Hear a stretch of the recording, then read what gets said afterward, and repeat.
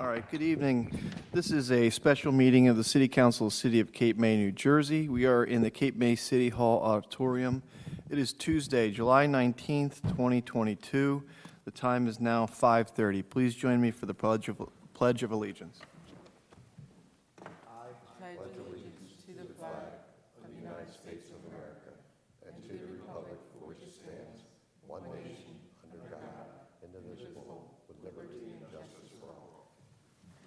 Thank you. Under the Open Public Meetings Law, notice of this meeting was sent to the Cape May County Herald and the Press of Atlantic City, and a copy of the agenda was delivered to each member of City Council and posted on the Cape May City website and Cape May City Hall Bulletin Board. Notice is hereby provided that Cape May City Council meetings are audio recorded and video streamed live. Live video streams are posted to the Cape May City website. The City of Cape May is not responsible if audio recording or live video streaming of a meeting is unavailable. Roll call. Councilmember Baldwin? Here. Councilmember Meyer? Here. Mayor Mullick? Here. Deputy Mayor Sheehan? Here. Councilmember Yeager? Here. City Solicitor Gillen Schwartz? Here. City Manager Vall? Here. Deputy City Clerk Dillon? Here. We have Deputy City Manager Lou Belasco as well. Any additions or deletions for the special meeting council? No. All right, we have one resolution on. It's Resolution 20307, 2020, wrong one. 18707, 2022. A resolution providing for a meeting not open to the public in accordance with the provisions of the New Jersey Open Public Meetings Act, NJSA 10:4-12. This is for the proposed shared services agreement with the Borough of West Cape May for the Uniform Construction Code services. Do I have a motion? I'll make that motion. Second. Roll call. Councilmember Baldwin? Yes. Councilmember Meyer? Yes. Deputy Mayor Sheehan? Yes. Councilmember Yeager? Yes. Mayor Mullick? Yes. Public portion, Mayor, if you'd like to open it. Anyone here to wish to speak on this resolution? Seeing none, we can close public comment. All right. Time is 5:31.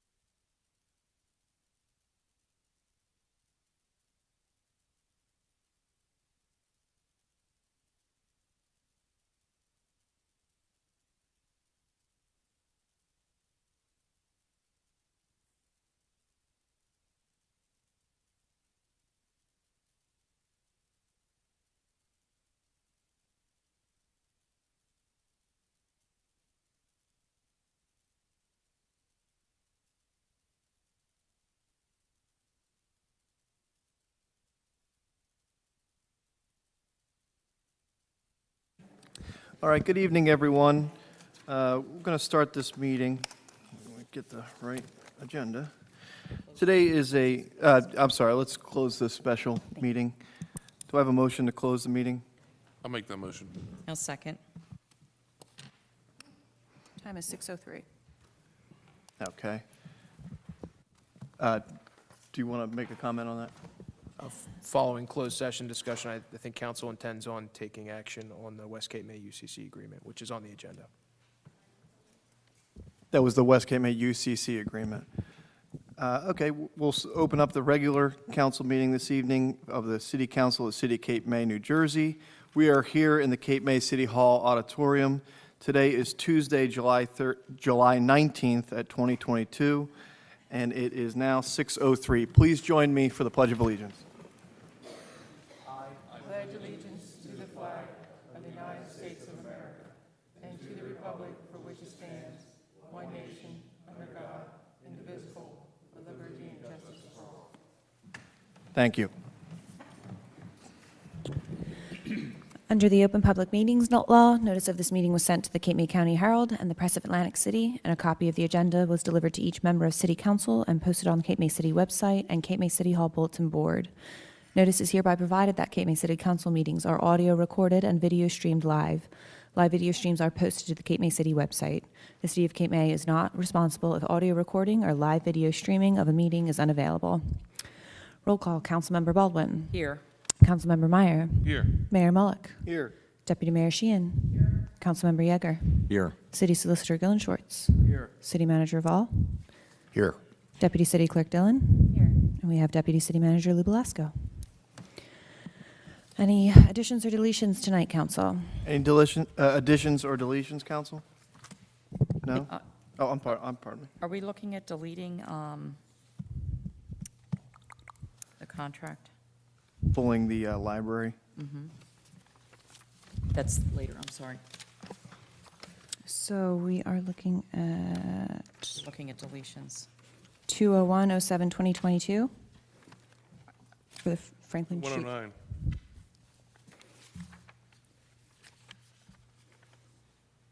What is it? 201-07-2022. So that's the resolution Are we authorizing. not going to discuss it at all?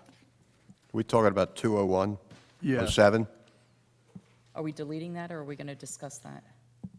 I'd like to have some kind of discussion with it. All right, so we can leave it on. I'm going to ask the council to put it off for 2 weeks so we can do more review. So You'll we can feel more take it up at comfortable. that time. Is that all right? Okay. All right? Okay. All right. I do have one addition if council, unless there are other deletions to consider. Okay.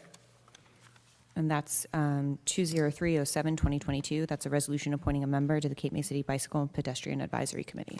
Do I have a motion to add that to the agenda? I make the motion. Do I have a second? Second. Roll call? Councilmember Baldwin? Yes. Councilmember Meyer? Yes. Deputy Mayor Sheehan? Yes? Councilmember Yeager? Yes. Mayor Mullick? Yes. Okay. Any other changes, council? I think that's it. All right. Next, we have the update from the manager. City Manager? Yes, Mayor, ladies and gentlemen, council members. We've been working on dune maintenance. We've had some issues where, because of lack of fencing, because it's backlogged, we're trying to get the fencing to protect more of the dunes. We've been working on the dune maintenance with our consultant. As I said, we're still waiting for the back-ordered fence. We have a new electric sweeper. You know, we've been moving to electric. We're going to soon have another electric police car, but we have an electric sweeper and scrubber at the mall. The old one that was a diesel and it was noisy has kind of worn itself out, and we were able to get this new scrubber that's quiet, and it's doing really an excellent job cleaning that mall. We're going to be putting AED units in the mall shortly, and the signs addressing where these AEDs are located in the mall. God forbid somebody they're having a heart issue or whatever it is, they'll be directed where these are located. Excuse me. Of course, we're having the ongoing firehouse meetings every Thursday or by Thursday, and the police task force meetings. The AME Church review with the architect and contractor, we've been talking about that and working with them as it moves forward. Met the other day with Assemblyman Simonson on a DCA, Department of Community Affairs issue trying to get the Pelican Place licensing approved so we can put it to Nature Center. So we're trying to get that moved to licensing. She's getting kind of a runaround, so I figured let's get the legislature involved. I know the council and like Councilman Yeager, the speed limits within the city limits, you'll be talking about that. The conflict is getting more challenging each day between the golf carts, the traditional bike riders, the new electric bikes that go up to 35 miles an hour, electric scooters that our kids are scooting around on town, the horse carriages, car drivers, and pedestrian conflict. So for the police, they have their challenges, and through the grace of God, we get through it with all these different challenges. So I commend the council and Mayor, Councilman Yeager for bringing this up. I know the council's very concerned about the public safety issue, and that they'll be talking about it. Kiwanis Park, Lorraine Baldwin's been working on the concept plans, and we've been having meetings on that, trying to get that moving forward. The dog park, some of our neighbors, our animal lovers, they were complaining. We just refurbished the dog park with all new mulch, cleaned that place up, and that was all done, and people were happy about that. Lastly, I just want to take a moment to thank an employee who's been with us 39 years, going to retire, and that's Mag Carter. She's been a dedicated worker in the collection at our sewer and water department. Maggie is just funny, honest. She's an animal lover, and she loved her job. And we're going to dearly miss her. She gave us 39 dedicated years. She really was committed. She would argue with me if somebody was late on their bills. We must contact them. I had the solicitor write letters to make sure that she got paid just for a couple $100, made her happy. But she'll be dearly missed and by her coworkers, and I ask, may God bless her in her retirement. Thank you, Mayor. Great. City Solicitor, any updates? I just wanted to point out, this is more of a PSA for council and the public, but on June 17th, the Bureau of Ocean Energy Management, federal agency, released a large document. It's about 1,400 plus pages. It's the environmental impact statement for the Ocean Wind 1 project. Of course, there's Ocean Wind 2, and that's impacting all along the coast, mainly Ocean City and as far south as Stone Harbor, but you know, we have a lot of vantage points here in the city of Cape May that could be impacted by that. The public comment period, it's conducted virtually. There's 3 dates, first of which already passed, and it shows you how tight these timelines are. July 14th was the first one, July 20th will be the next public comment period, and then July 26th will be the next comment period. The BOEM.gov has information, links to the environmental impact statement, might be of interest to residents in the city as that project proceeds. Great, thank you very much. Okay, on to ordinances for second reading. Yes, Council, we have 472-2022. This is an ordinance amending Chapter 310 of the Code of the City of Cape May regarding licenses and permits for residential rental licensing and addressing late fees. And there is a public hearing scheduled this evening, Mayor. Is anyone here to speak on ordinance 472? 472? Seeing none. Do I have a motion for approval? Adoption? I have a motion. Do I have a second? I'll second. Any questions or comments, council? Roll call? Councilmember Baldwin? Yes. Councilmember Meyer? Yes. Deputy Mayor Sheehan? Yes. Councilmember Yeager? Yes. Mayor Mullick? Yes. Next, Mayor, we have the public portion on the resolutions only. If you'd like me to open that up to the public. Open it up for public comment on the resolutions only this evening. Do we have anyone here wishing to speak on any of the resolutions this evening? Mr. Crowley?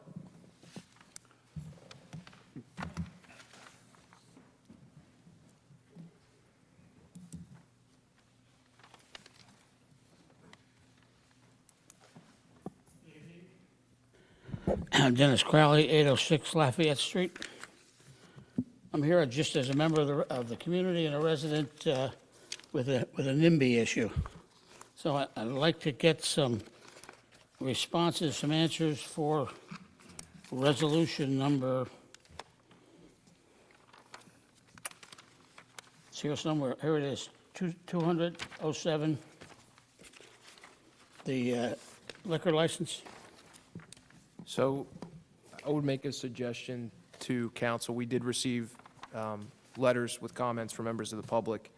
What that does is it triggers the city's obligation to conduct a hearing. We've received an application with information in advance of it. The applicant will have an opportunity to be heard, and then Mr. Crowley and any other members of the public will have an opportunity to speak on that as well. Whether council wants to do that right now or a little later. I'd like to separate that from the other resolutions if possible, because we're going to we are going to conduct a hearing based on Okay. comments that we've received. That's fine. And that'll just keep it organized in case somebody has to go look at the tape again. That Okay. comments weren't. So we will be opening public comment on that, All right, obviously. fine. Thanks. Okay. Any other comments on other resolutions other than 200-07? Seeing none, we can close public comment.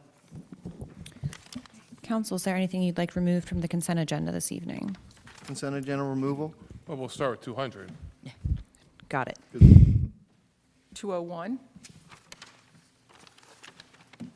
And 196, you said 196, 196. 194 and 195, and also the fire report.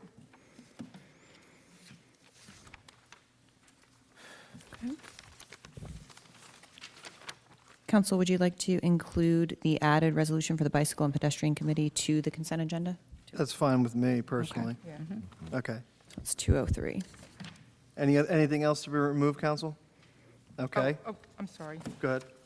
190. I just have a quick question on that. 190? I just saw my notes. Okay, Okay. All set? all set.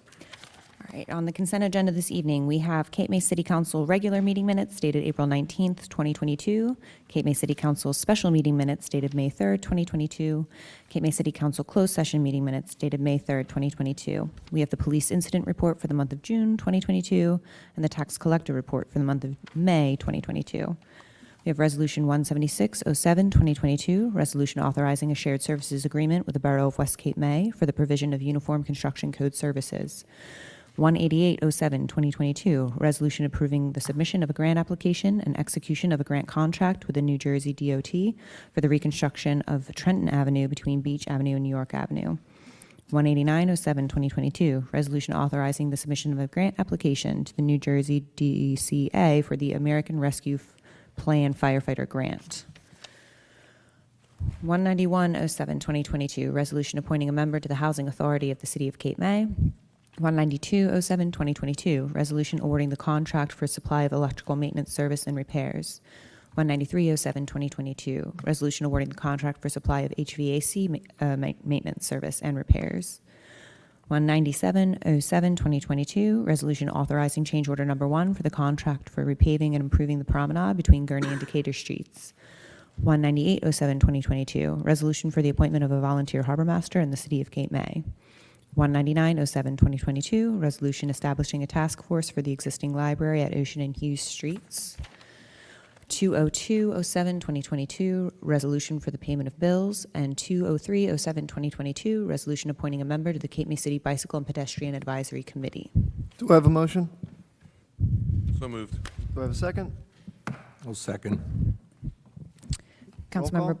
Baldwin? Yes. Councilmember Meyer? Yes. Deputy Mayor Sheehan? Yes. Councilmember Yeager? Yes. Mayor Mullick? Yes. Okay. Would you like to start with the fire incident report for month of June 2022? Sounds good. Sure. The reason why I pulled this is I had questioned about if you look at it, they had certain, let me go trying to find this fire. Want mine? Yeah, thank you. For the month of June, the department responded to the following events. And the events were Strawberry Festival, Law Enforcement Torch Run, Ride for Defeat ALS, Escape the Cape, Cape May Point. There was, so I questioned if a special events form was filled out for these items. And I was told there wasn't because they weren't in Cape May. But at the same time, they're still using our resources. So there should be some charge back to some of these for that. Then I also, according to the email that I received back from Lou and Mike,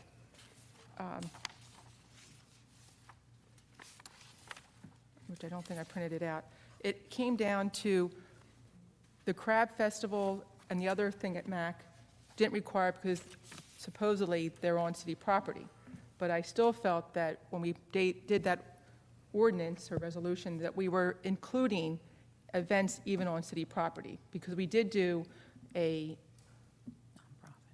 resolution to allow the chamber to have it on city property, which is the streets on, was it Skellinger?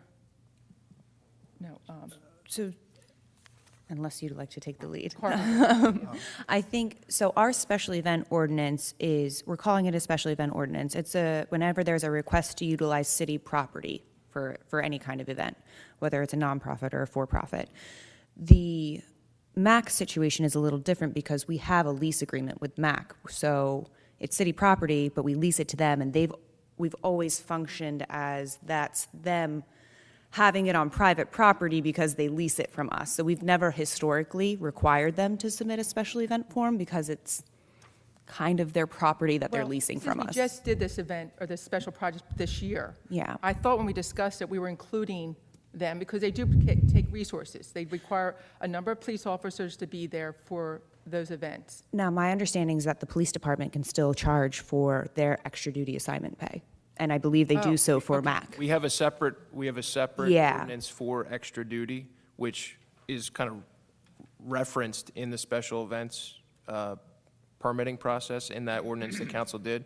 But the extra duty ordinance stands on its own, so that if somebody requests extra duty in relation to Yeah. a private event, extra And- duty, Section 81 would cover that. So that's for the police, but we don't have it covering the fire department. I am uncertain if the correct? fire department charges any special fees for attending those events. Except that if it's in the context of a special event, there is a provision for recapture of the city's expenses. Right. And including emergency services and public works, I think is even referenced in there. If there's Yes. have to set up fencing and that kind of thing. So it's very specific to the kind of event, whether or not even, it could be held during normal working hours too, and there might not be any special cost incurred by the city to respond to some of I these events. guess, from what I'm seeing with the fire department's report, is that it sounds to me like they had to bring in extra people to cover it.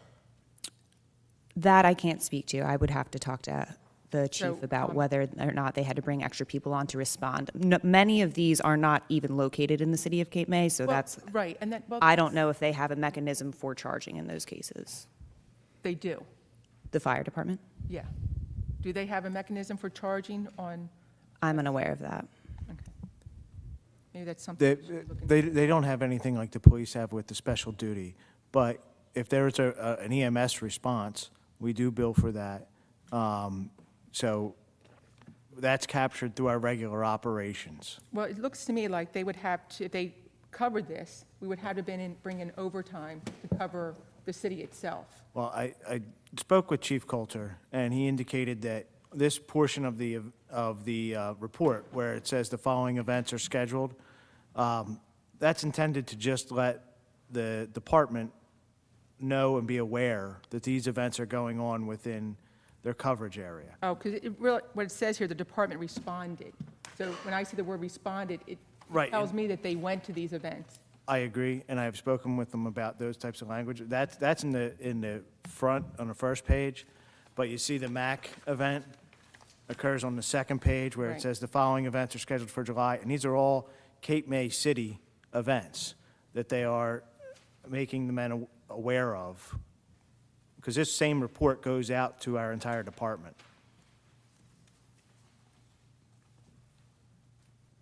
Good. Okay. But I still think we should maybe look at the fact that Yes. if we're responding to events that are for profit, the city should be reimbursed for their services. And we'll look into that. Okay. Absolutely. Do you want to make a motion on accepting that? I make a motion, we accept the Cape May Fire Department report. Do I have a second? I'll second. Roll call? Councilmember Baldwin? Yes. Councilmember Meyer? Yes. Deputy Mayor Sheehan? Yes. Councilmember Yeager? Yes. Mayor Mullick? Yes. Okay. Next, we have 19007-2022, resolution authorizing the City of Cape May to award a professional services contract for grant administration services for the FEMA Flood Mitigation Assistance Grant and Seawall Flood Mitigation Project. Do I have a motion? So moved. Do I have a second? Second. Any questions or comments? The reason why I pulled this, I don't think it's clear in this resolution what wall we're talking about, because there's actually two walls that are going on, one at Baltimore and one for the extension of the seawall from, was it like Madison down? Or just so I know what you're saying, the Army Corps project or the city project? Well, they're both basically they're both going to be, the city's involved in both projects. Right, So I just think we should be clarifying what wall we're talking about. Because I know the last time, with Mr. Meyer, he thought Right. we were talking about one, it was actually the other. Right, yep. And I just think that, just for clarification, we should maybe put a sentence in there that says what wall we're talking about. And maybe call it the extension of the promenade almost. Do we have a recommendation for, you want to amend it? I think the purpose of this is to capture the area from Kiwanis to Wilmington. So we can add. Yes, you know, that's Add that in the fine. first whereas, actually.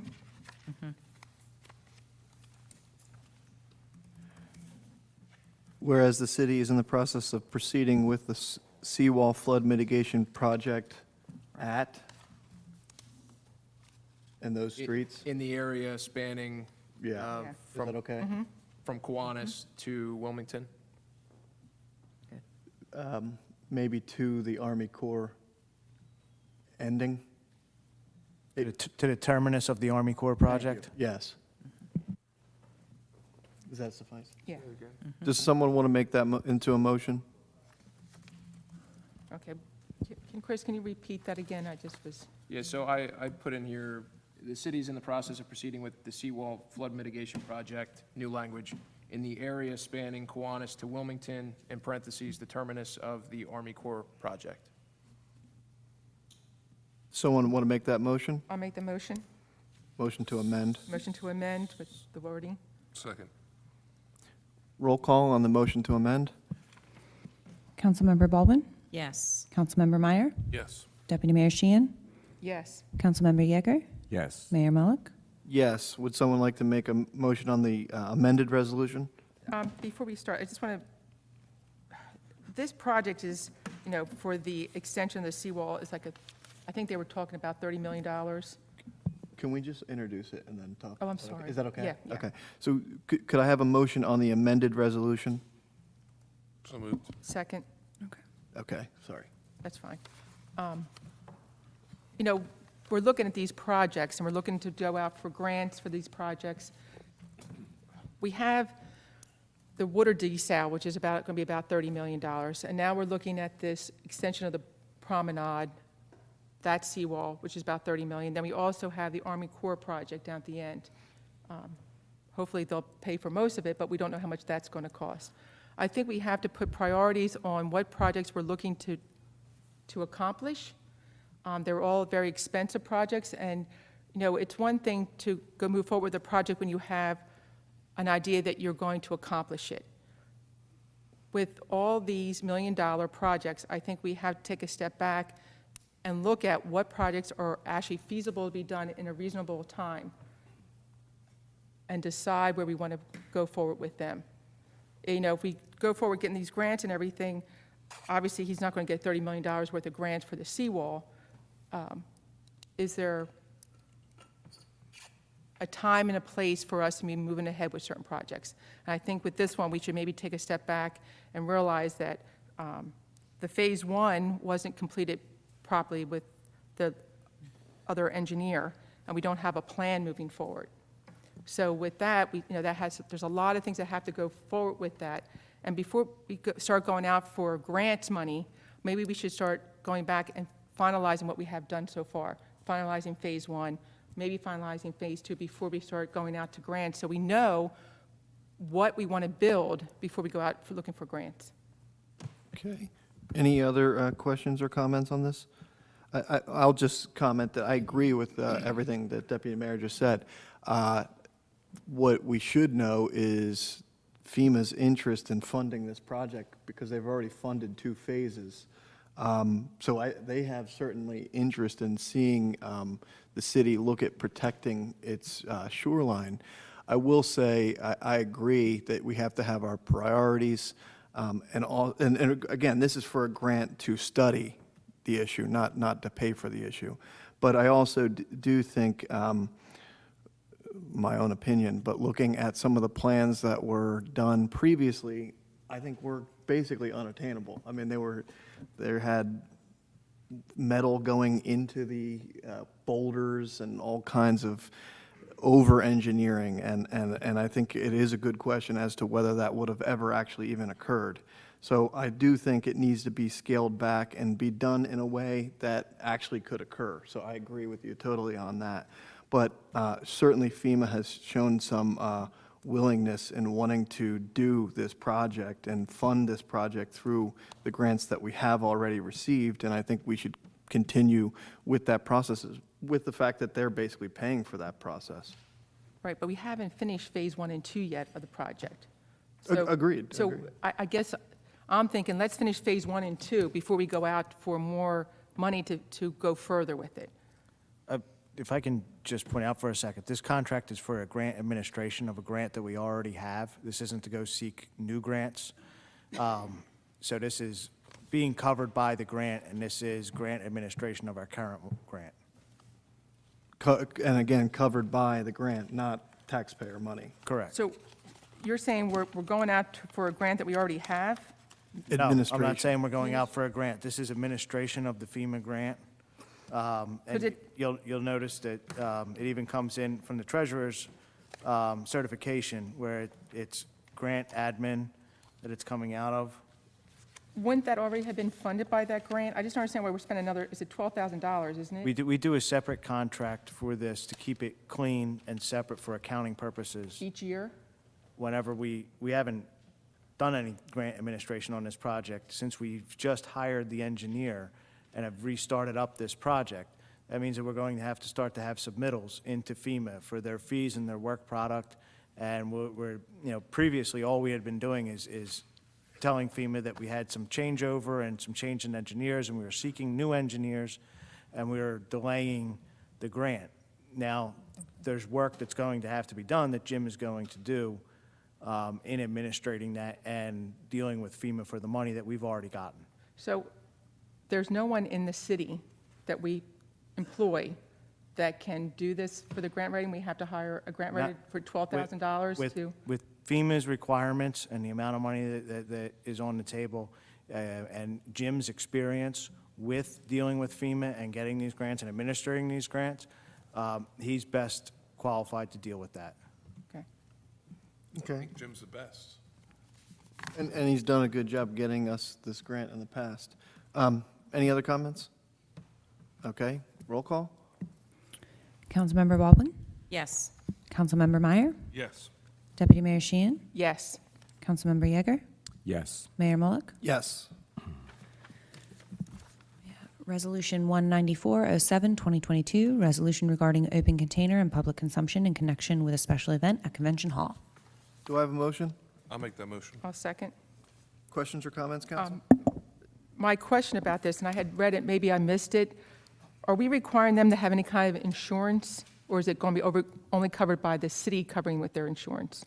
Because I'm thinking that if it's a special event, that they should be providing the insurance for the open consumption. I got it. So they have submitted a special event application to Convention Hall, and they are providing the normal insurance plus liquor liability and paying applicable fees for nonprofits. Okay, because I didn't see that in the resolution, that was questioning. Because as it's a special event, it goes to the city manager for approval. Council's just considering whether or not to allow open consumption of alcohol on that area of the beach that they designated. And it wouldn't even be served on the beach. They'll serve it on the Convention Hall property, and they're just asking for it to be allowed to be carried into a pendant area on that beach there. And our special event ordinance provides for insurance and indemnification through the application process. There's a hold harmless executed as well. Mhm. Thank you. Okay. Any other questions or comments? Roll call, please.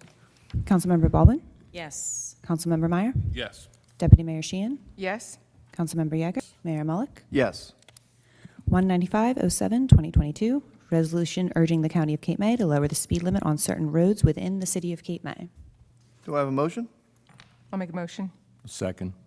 The reason why I pulled this is I felt that maybe we should be clear on what portion of Broadway, since a lot of Broadway is owned by West Cape May, and we're only talking about the city's property of Broadway. We've spoken with West Cape May's leadership, and they're in concert with us, looking at the county to reduce the speed on the county roads. Right, but I mean, it would be nice for West Cape May to put their own resolution in Well, saying may- to reduce Broadway too. Maybe they will be, but. I'll point out that the draft of this was sent to both the solicitors for Cape May Point and West Cape May for their use, so that they can convert this if they want to make a Cape Island-wide policy about 25 miles per hour. I don't know if West Cape May's, they recently had a meeting, I don't know if they plan on taking action on it. I haven't heard anything back from them, but they have that in case they would like to proceed on it. Right, But yeah. we can only request for our portion of Broadway anyway. Right, well, that's why I didn't know if we wanted to say and state what that, Isn't Point. it assumed that we're the city of Cape May and Broadway, we're talking about Broadway in the city of Cape May? I mean, we're just saying in this, I'll read it so we know what we're talking about. Whereas there are only 2 roads in the city of Cape May with a speed limit in excess of 25 miles an hour, both of which are county roads, Pittsburgh Avenue, County 622, and Broadway, County 626. Both have posted speed limits of 30 miles per hour. I mean, I think it's obviously assumed that we're talking about the city of Cape May, but also West Cape May does support this, and I think they should have a similar resolution. If I could just comment, I think this is a wonderful job from the Bicycle and Pedestrian Committee, and I thank the liaison, Mike Yeager.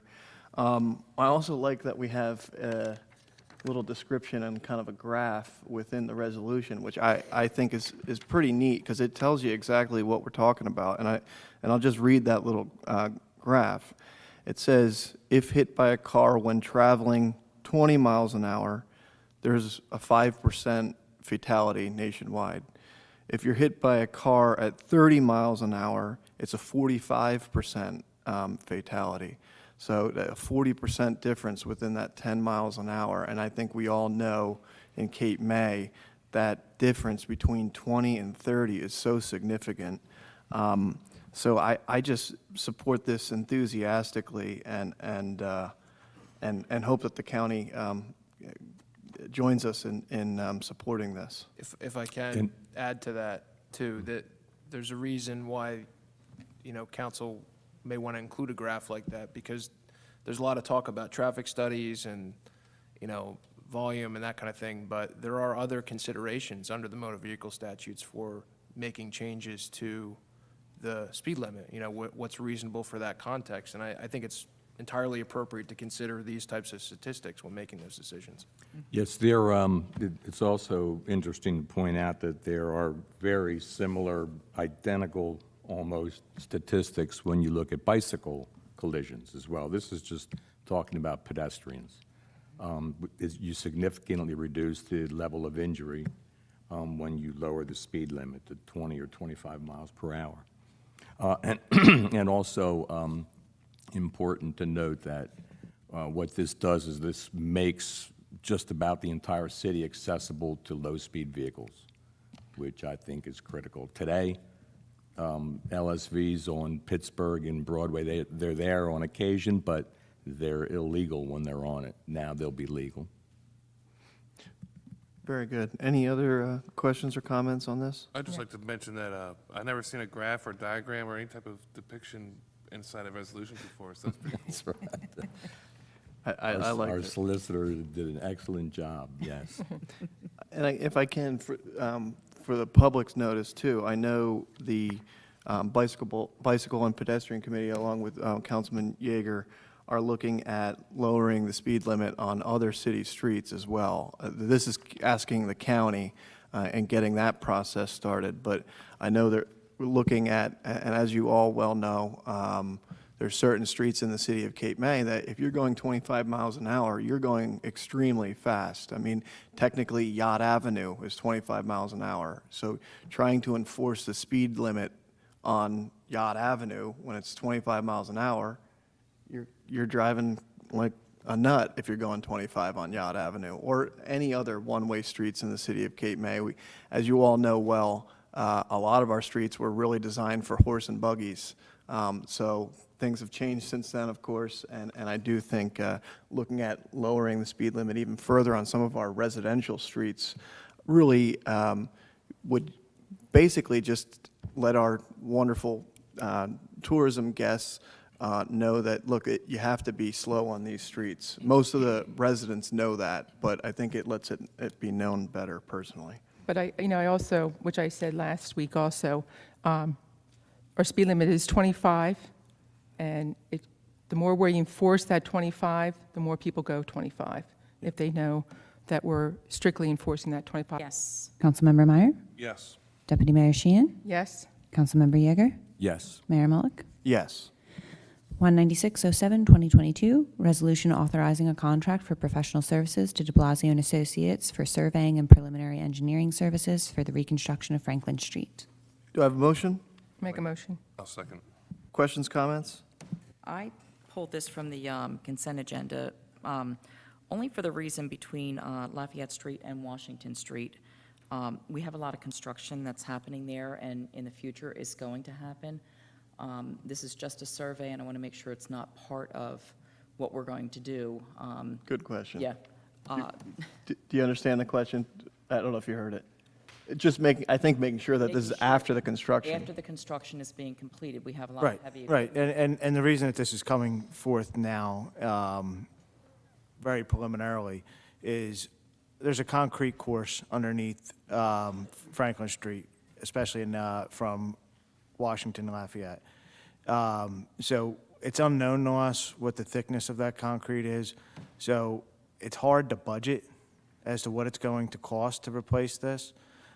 So this is a preliminary survey that came out of that need to have a budgetary figure that we can rely upon as we move forward, knowing that we will be having to replace that street once the projects are complete and finished. And also the infrastructure underneath as well. Correct. Yeah. Okay. I just wanted to clarify that. Thank you. So just for the public's notice, we're talking about Franklin Street between Lafayette and Columbia, which you probably all know is in pretty tough shape.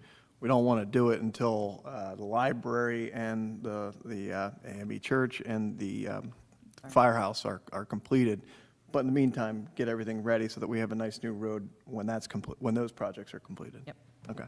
Thank you. Any other questions or comments? Roll call? Councilmember Baldwin, Yes. Councilmember Meyer, Yes. Deputy Mayor Sheehan, Yes? Councilmember Yeager, Yes. Mayor Mullick. Yes.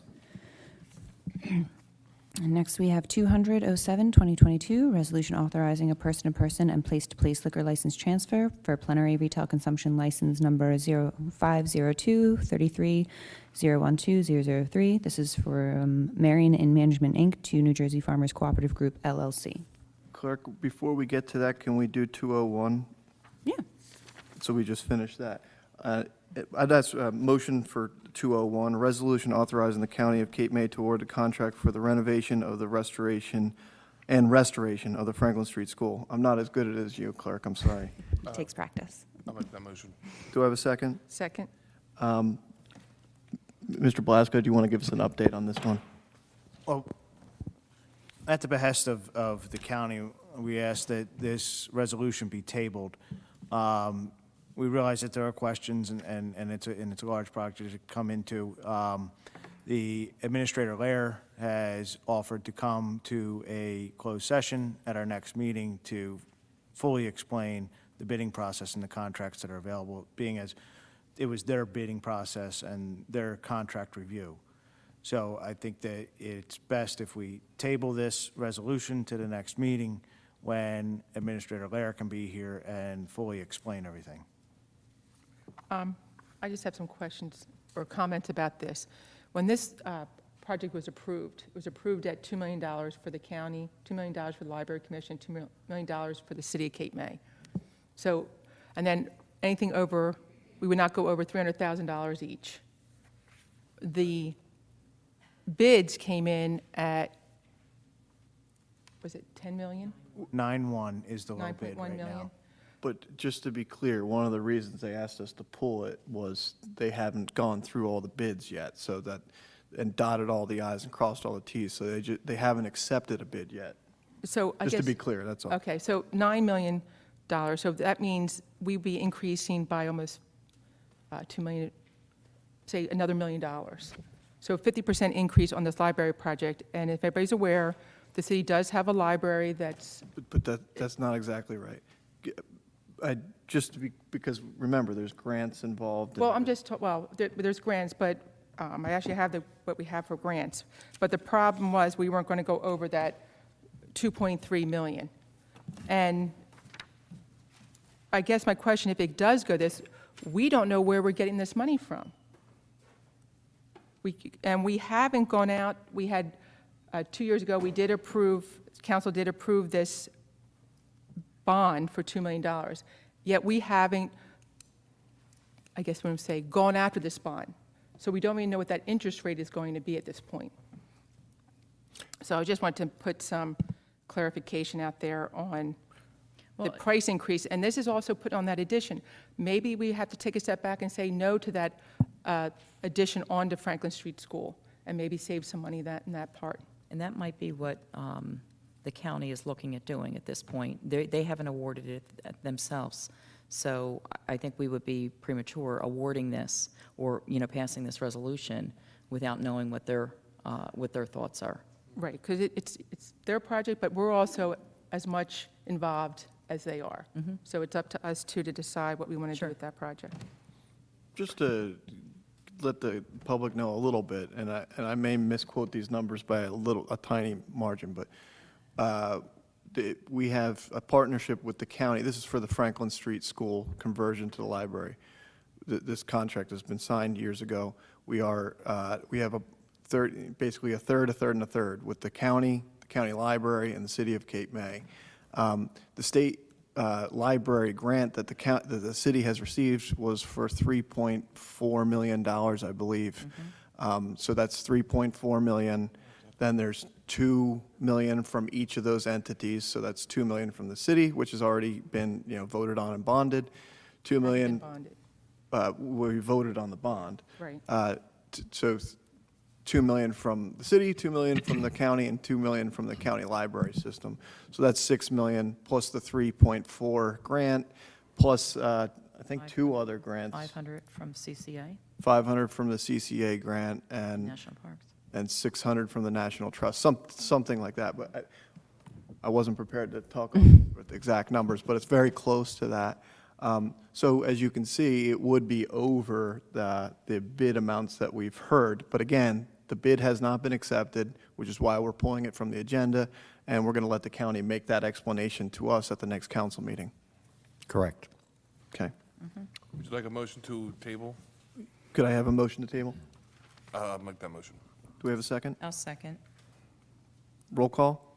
Councilmember Baldwin? Yes. Councilmember Meyer? Yes. Deputy Mayor Sheehan? Yes? Councilmember Yeager? Yes. Mayor Mullick? Yes. And back to 200-07-2022. This is the resolution authorizing a person-to-person and place-to-place liquor license transfer for the plenary retail consumption license number 0502-33012003.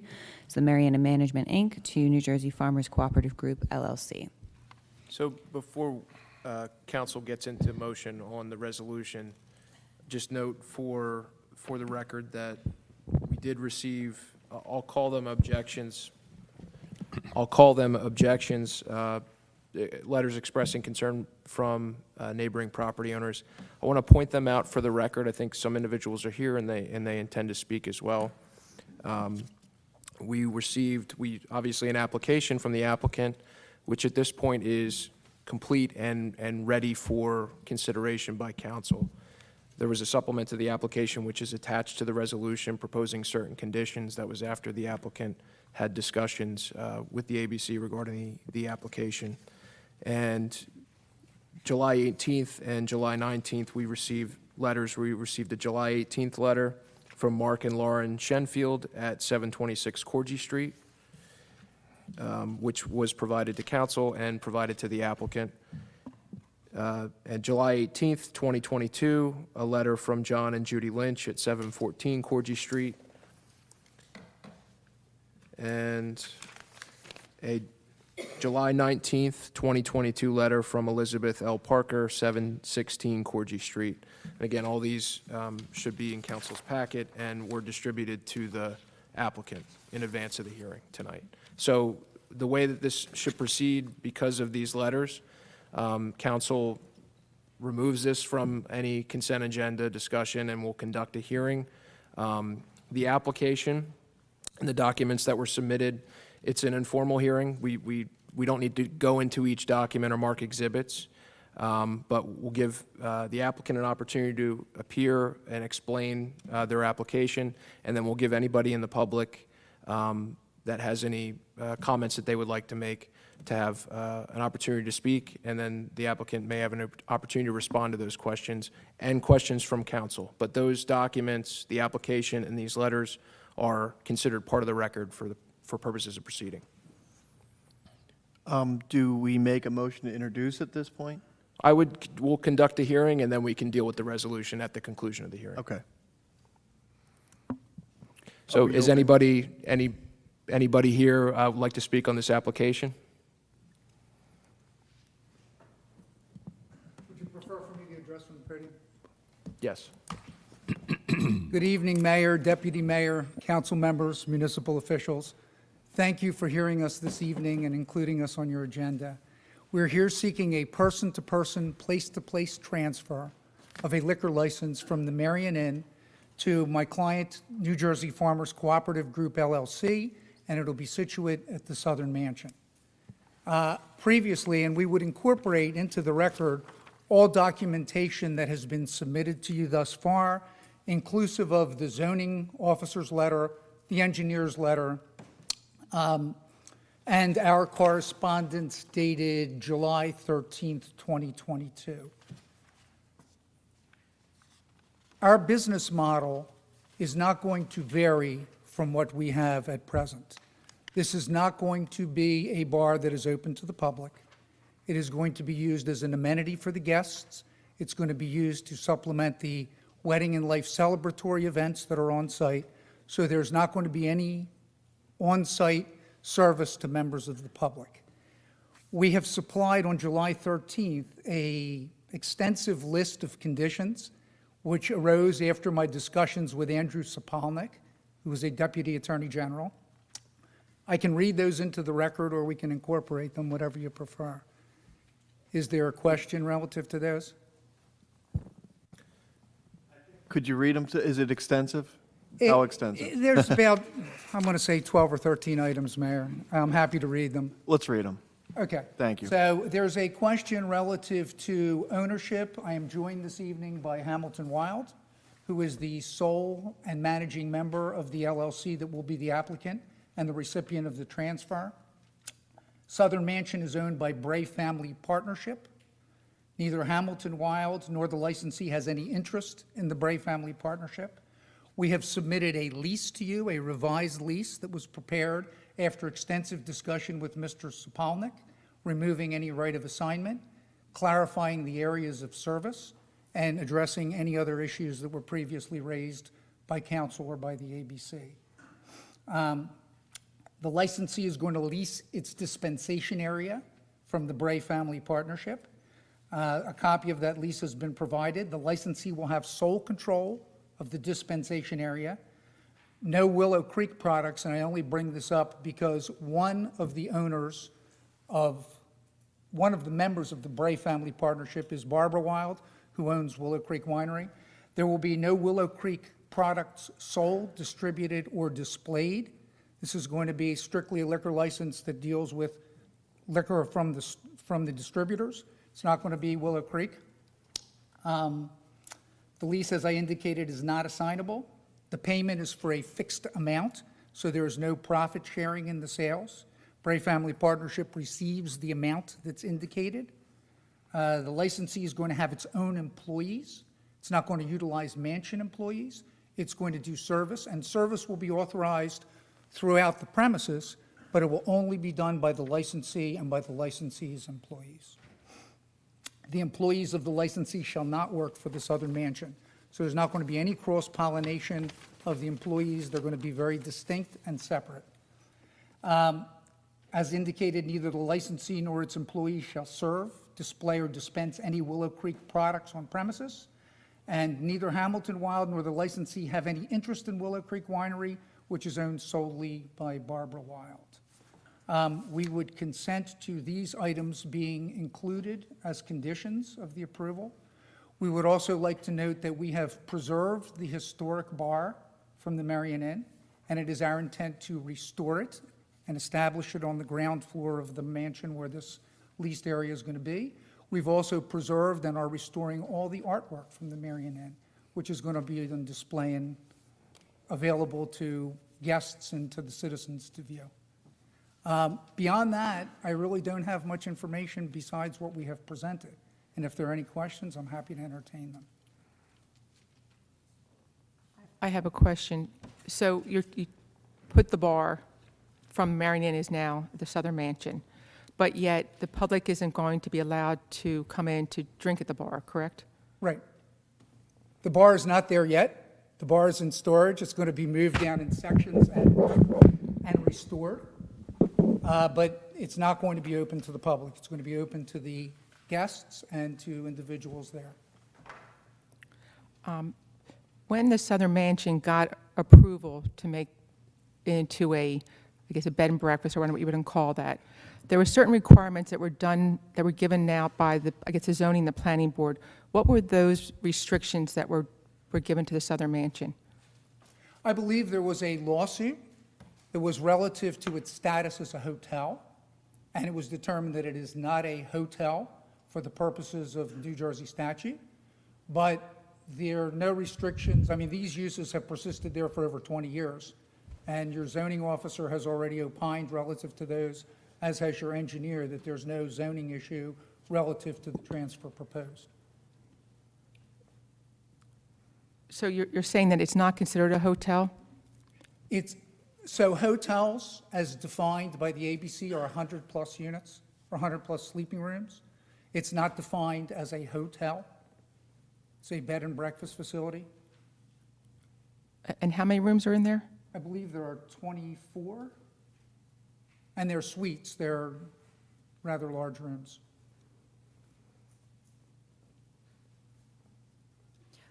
Were you the attorney on the planning or zoning board at the time? I was not. You were not. I was not. And you've reviewed all of the restrictions on that resolution? What I did was went to your zoning officer with the information on file and said, here's what we are proposing. Is there anything here that would be violated? And would you opine? And I went to your engineer, and they both opined that there is no restriction relative to that. And I believe you have those letters on file. Mm-hmm. I've reviewed the file. Mm-hmm. I mean, I haven't seen those from the planning or zoning board. I haven't have not seen anything the that- planning or what the zoning board. requirements were when that was approved. That's not part of the file. Okay. Okay, any other questions for Mr. Caravan? No? No?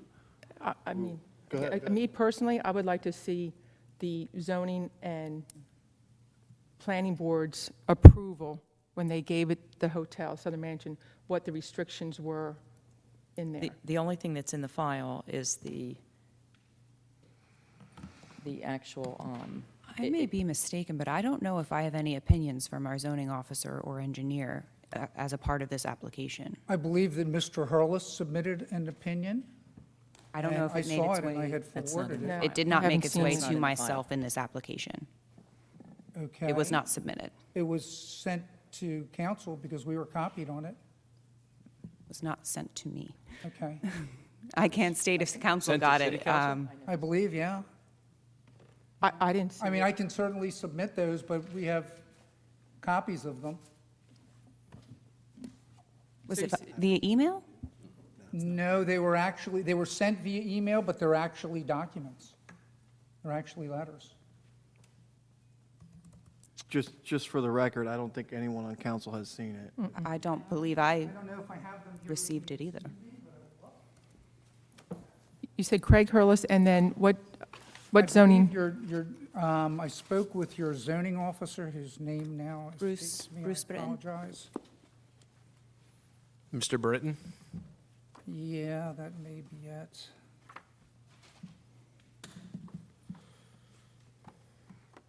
I mean, I can supply those. I don't know that I have them here. I thought they were of record with you folks.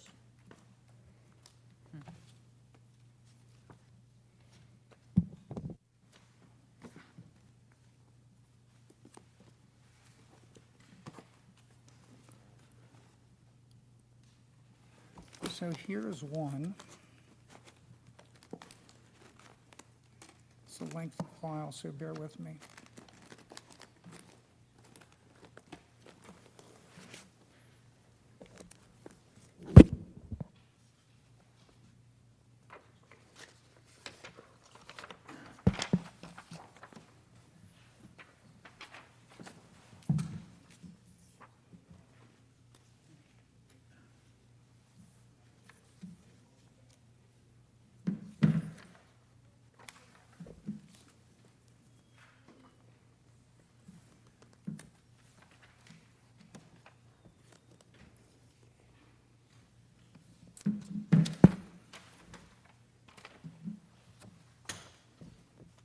Is this your only copy?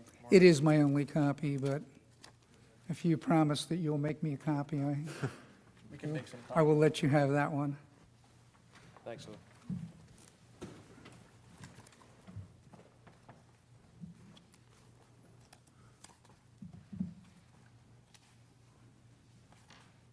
And by chance, as you're going through your file there, do you have a copy of the resolution for the zoning or planning board? I do not have resolutions from 20 years. Yeah, I don't have those, the ones that were done 20 years ago.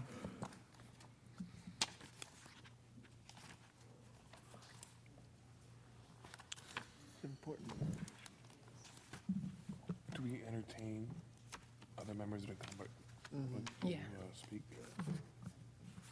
Since we're waiting. Mr. Caravan, Yes. would you like us to open it to the public? Or Yeah, you can open it to the public, and I'll continue to search. I know we have it at the office. I didn't expect that they were Understood. not of record, but I will locate and provide. Okay. Is anyone here that would like to speak on this issue at this time? Mr. Roush? If so, please come up to the microphone and state your name and address for the record, please.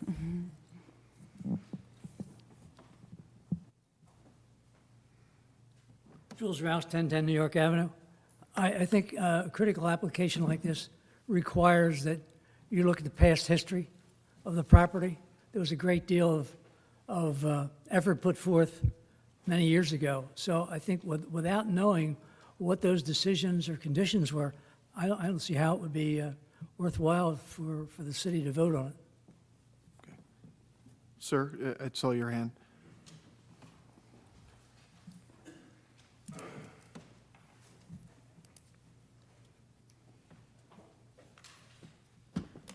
Can you hear me? My name's John Lynch. I was one of the folks that submitted a letter. I own the house at 714 Cordier Street, directly across the street from the Southern Mansion, the rear of the Southern Mansion. As a practical matter, I address my questions to the council, correct?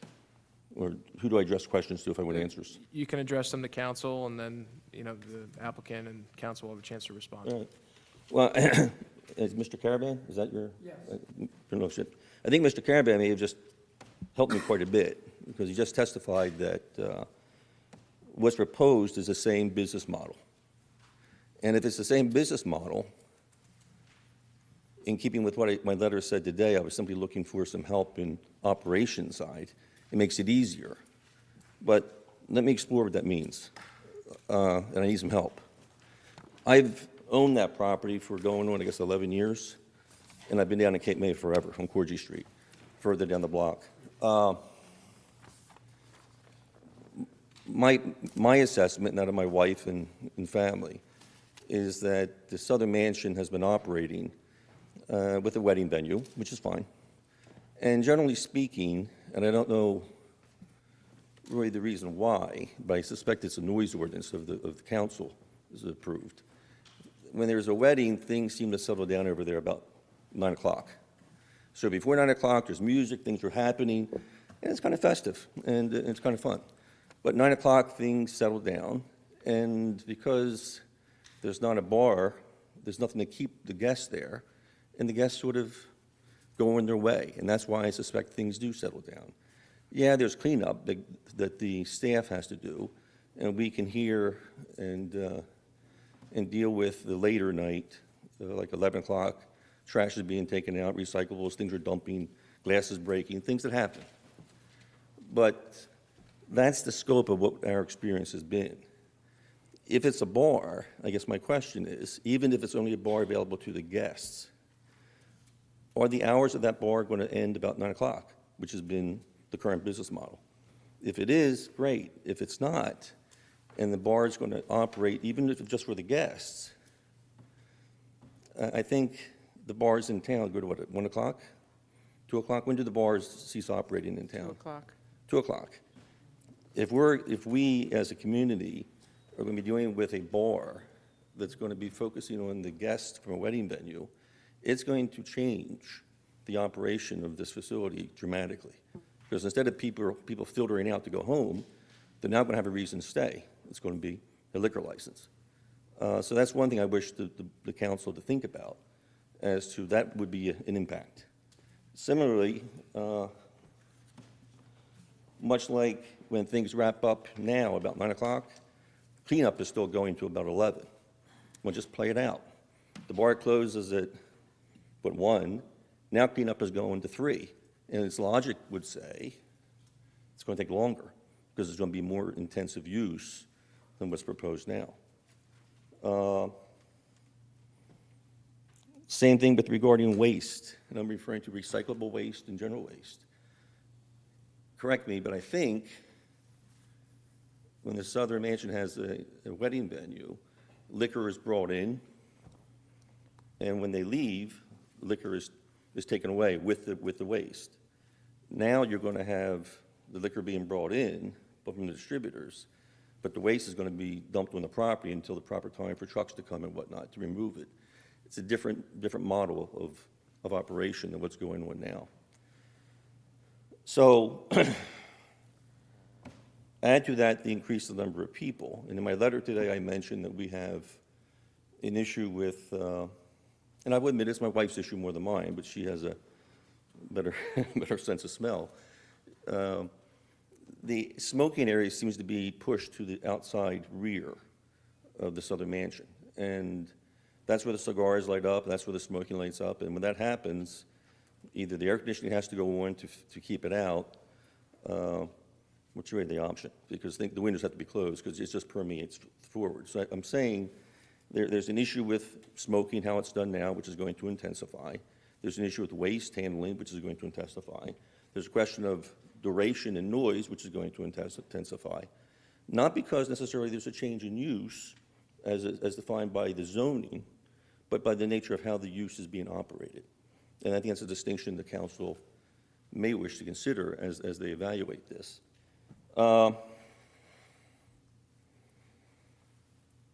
That said, I'm a big proponent of people investing capital into the city. I mean, I've heard a lot of talk tonight about budgets, and I'm in tune to it. I'm a small business guy. But in this instance, I think what's crying out for is, if you're going to go forward and address this, I would ask you to think about incorporating conditions such as the mitigation plan. A mitigation plan would be a plan that would be agreed upon with the applicant that would deal with what are the hours? Is there an inside bar? Is there an outside bar? I obviously would hope that the business model was the same as was testified this evening. If there's an outside bar, if one has existed in the past, that it would end at 9 o'clock and it would have to move inside. But everything else concerning waste and smoking, maybe this is an opportunity where Southern Mansion's benefiting. Maybe there's a chance for the community to benefit, not just Cordier Street, but the community in general. and maybe take the refuse site, which is pushed at the rear, take the smoking area, which is pushed at the rear, and move it up in the, what I refer to as the left front center of the property, next to the post office. No one's at the post office. Put a nice gazebo out there. It would be a nicer venue for the guests. It'd be a nicer venue all the way around for the people involved if you just take these measures and put them in there. And I would hope that the applicant would see her way clear to realize this is a win-win, because it's not the same business model as was testified. It's not. And I just went through the reasons. So there's no way no way I can come away saying I'm not being harmed. I just wish that we could come together with a mitigation plan that would address those issues. And then, God bless them, they go forward. The city gets an opportunity for more tax revenue possibly, and it's a win-win all the way around. Is that logical? Is that reasonable? Is it fair? From my perspective, I think it is. Any questions you wish to have of me? Just have a question for council and solicitor's sake. Was the Marion Inn, this Marion Inn, part of the conditions that we just approved? Liquor license conditions? The new cricket club, basically? Well, no. So that This is still the Marion Inn. we renewed a pocket license. Yes. Okay. So this is for the person-to-person and place-to-place transfer of that pocket license, which we renewed with conditions, and they're the standard conditions that I don't know them off the top of my head, but the standard music ones, noise ordinance, outside music, yeah, they're imposed on almost every Did license. we approve any conditions to the license holder that's sitting in front of us? That's what we're here to do You can tonight. right now. So we should probably have some conditions. Right, yeah. And it's got to be very much consistent with the rest of the city. So there are the conditions that were included in that letter as the exhibit. Well, I know that. and I mean, then- if the city's conditions when it comes to outdoor, the music and, I'm of Noise. the understanding that you can impose other conditions. I would, of course, defer to Mr. Gillen-Schwartz on that. Sure. I mean, you have to deal with property, every property is unique, so there may be certain like we talked about bouncers at one of the bars. You know, some of the bars don't need bouncers because of the way they operate. So this is an opportunity to problem solve on that particular site. There's the standard conditions that are attached to the pocket license as is now. The applicant has submitted a letter outlining, you know, their proposed operation and conditions. That's attached to the resolution as is. And then Mr. Lynch is pointing to maybe some more neighborhood items, the way the use may impact the neighborhood. And those are another opportunity for council to evaluate some conditions. And there's nothing prevents the applicant and the neighbors from having a discussion about that either, I'll point out. Yeah, because I think what we have to be aware of, that the Southern Mansion is in residential. a residential neighborhood. It's not like a bar that you have on Beach Drive, that if they're open till 2 o'clock, or if they went till 2 o'clock and they're cleaning up, they're not disturbing anybody on the boardwalk, because no one lives on the boardwalk, so if they're on Beach Drive. This is a different case because it actually is in a residential neighborhood, so even if the bar closed at a certain time, there's still going to be a lot of noise going on after the hours. And I think that has to be taken into consideration. You know, it's not like a restaurant. Restaurants, they go on and they close, and the bar closes when a restaurant closes, for most of them. But this will be different because there is no restaurant, so it's just going to be constant bar. And it's not going to be just for an event. This will be every night that there will be a bar. Yeah.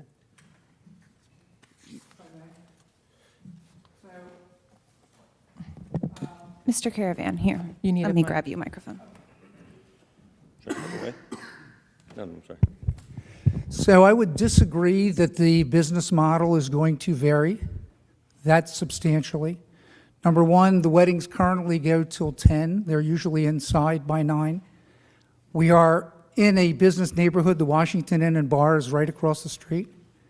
There are residences around, but we also have residents in our hotel or in our bed and breakfast, and we don't want to disturb them. So we're going to follow the same model we are now, and I don't think that there has been any problem relative to noise complaints. We're certainly willing to indicate that the events are going to end at the same time they do now. People will be vacating. The trash will be in the identical manner or in a different area, but it's not going to be substantially more than what is generated because the events are of the same volume and size. We would be happy to discuss a relocation of the smoking area to the area that you're suggesting, but we do police our noise pretty well, and I don't think there's been a noise complaint at the Southern Mansion in the last 20 years. I have a question for you. Sure. Do you have an HPC application in for a change of use? For what? Do you have an HPC application in? No. We do not, because as we spoke with your professionals, we were advised that the zoning use was fine as it is. It's not a change. Would they require HPC approval for anything with this? If they're not proposing to change the exterior, I don't know what that would be. I mean, if they want to put a bar inside, I don't know what the HPC would have. I don't think inside they do anything, but if there's outside, if there's, Well, if they're proposing to do anything to the exterior of the building, that's probably between the applicant and the HPC, but is there some connection with the alcohol use that? well, I didn't know if they were, any application with HPC that they're putting in a bigger bar outside or what? That's what. No, there's not going to be any permanent structures outside. I mean, on some occasions, when they have wedding gatherings, they have like a small table bar, maybe half the size of this, but there's not going to be any structures outside. The intent is to basically have a picturesque lower area bar that the guests can enjoy, but we're primarily looking to do room service to these guests that are there. And our events will terminate at the same time they have. And there's not outdoor music. We terminate all indoor music before 10. So there really isn't a lot of noise that's generated from the facility. And frankly, if we did a decibel level test, and I'm pretty familiar with this, from the interior of that to the property line, I would bet that the decibels would be negligible from people talking indoors and drinking at the bar. Because it's only going to have, there's only 24 rooms in the place. And it's not going to be open to members of the public. So all the guests would not be drinking there at once. Some of them would, some of them will be out, some of them will want room service. So we don't anticipate a large congregation at the bar. So you have 24 rooms, but how many does it sleep? Do you know offhand? About 48, maybe a few more. Approximately 48. Approximately 48. Yeah. And were you able to find, I guess it was Bruce Britton's opinion that he wrote? I'm sorry?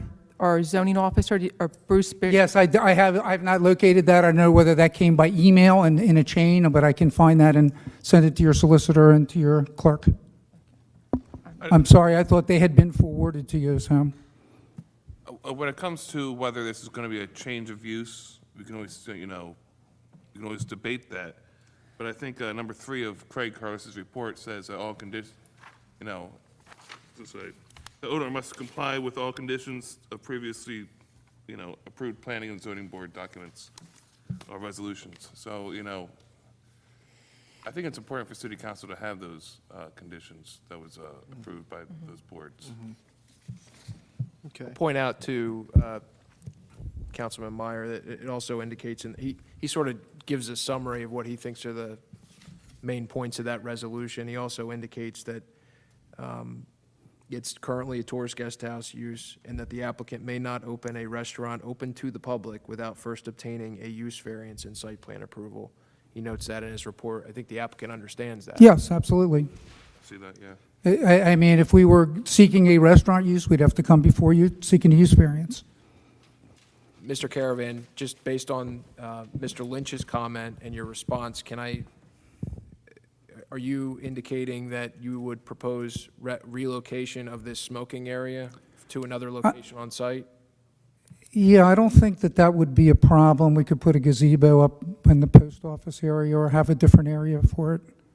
Can you help with the trash, Yeah, I'm happy to sit down with you and go over that and come up with a plan. But I will tell you that honestly, I do not expect the volume to be different, but we can certainly address the manner in which it's stored. So, Okay. all right. Well, just to be clear, council's in charge. I have no authority here. No, I know, but I mean, I'm happy to meet with the neighbors, as Mr. Gillenschwartz suggested, and talk with you. I always support neighbors working together, but if there is a condition that you want to put on this, I think to formalize it is not an issue to me. And I'll point out that council can impose conditions whether the applicant agrees to them or not, but I think for purposes of discussing it, it makes sense to see if everybody's on the same page about that. So Right. it sounds like, As to the trash area, I don't want to commit as to what that is because that requires some mechanical analysis of the pickup and delivery. But as to the smoking area, we can certainly designate a different area. and the applicant's open to reevaluating the way that trash is collected and stored and. Yeah, part of- and the complaint, explain to me the issue relative to that as you see it now. Well, I would like to point out, I think the trash, this is what I'm seeing. When you have recyclables, the dumping of a trash can into the trash thing and all the clanging of the bottles is an issue, I think. And I know that's what these other bars, people have issues with. When the bars come out and they dump the trash Right, into the recyclables, Okay. it's noise. And yeah. 100 bottles, clanging together. And- Right, well, I don't anticipate having that volume, but that point is well taken. Well, I don't think it has had a lot of volume. Right. It's actually it could be just a small trash can, but still it's that noise of dumping the bottles onto other bottles. Can I just make how we're going here? Would it be okay with you if I invite anyone else from the public? Absolutely. Because I'd like to if there's anything else that wants to be said, and sir, I don't mind if you continue as well. Anyone else I'd like to give a chance to speak. I see someone in the first row. Mr. Crowley? Just, Mr. Caravan, you might want to turn it off in between you speaking. There, thank you. Thank you. As I was a half an hour ago, Dennis Crowley, 806 Lafayette Street.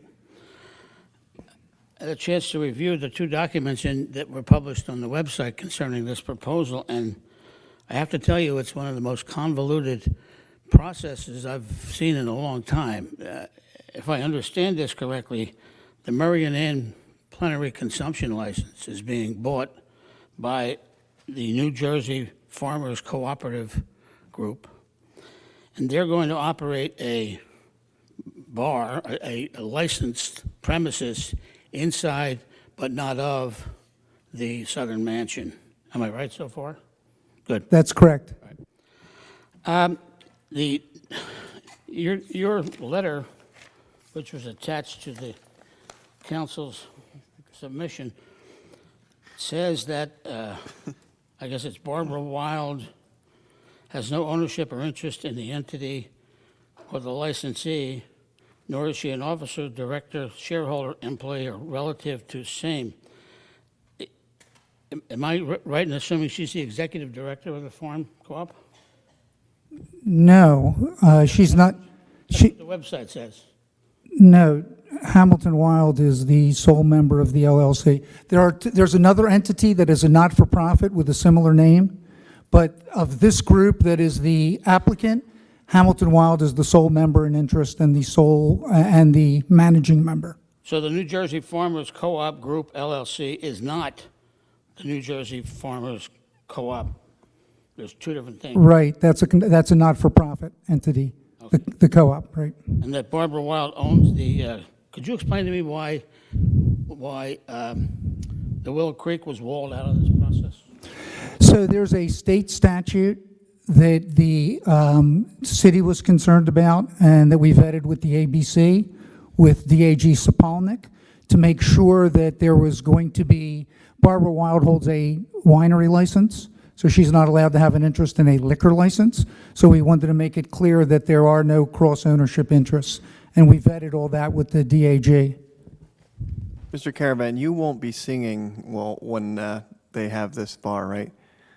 We might need that decibel. I would hope not. I will not. Okay. If you Why? get the laryngitis, maybe. It's a little close to the little mic. I'm loud. just kidding. Okay.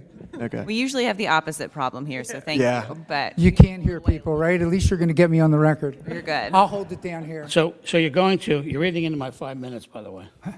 Just kidding. I had So a new this, timing, but I so can- this application is going to create what, in a sense, is a liquor licensed event venue in this residential district. Is that an approved, I don't know whether a lawyer could answer that, but is that an approved use for this kind of, So it's not going to create an event venue because currently the mansion holds life celebratory events and weddings, and the people buy outside liquor and bring it in. Right. So the operation is going to be the same, except we're going to have a vendor on site that's going to be dispensing alcohol. but is that an approved use for this district? We vetted it with the city engineer and So- zoning officer, and they So didn't have an If issue. someone were to say, this is a new use for an old property, which used to be a hotel, then a bed and breakfast, and now it's actually a liquor licensed event venue, that doesn't need to go to the planning board? So not according to the ABC, not according to the engineer, because it's really not a change in the use. They're currently consuming alcohol on site. We're just going to have an individual entity that's going to be dispensing. All right, so when you get a liquor license, by our code, you are subject to standards and procedures regarding seating, parking, maximum occupancy, and fire code inspection. Is that going to take place in this venue? It currently takes place. Maximum occupancy for the rooms in the hotel, but not for the guests at the event. Yes, there's an occupancy rating for guests as well. The fire officials come in on an annual basis, they inspect it, they post a notice as to the size or the amount of people that are allowed there for both the ballroom venue and the room venue. And does parking factor into that? So the parking is not going to change. We have on-site parking So for if the you have an events. event- So if you have an event that has 150 people coming to it, 50 of them are staying in your hotel, and the others are parking where? Some park on-site, some don't. But so your event is attracting X number of cars for which you're not providing parking. That's true Okay. and has been that way for 20 years. Now with the liquor license, it's going to be even bigger. Well, it really won't because we're not opening it to the public. Now, I have a question also about this dispensation area. Is that defined anywhere? It's defined in the lease agreement, yes. There's a lower level area and there's an area on the second floor. Is there, and your letter also says that there's a lease agreement available.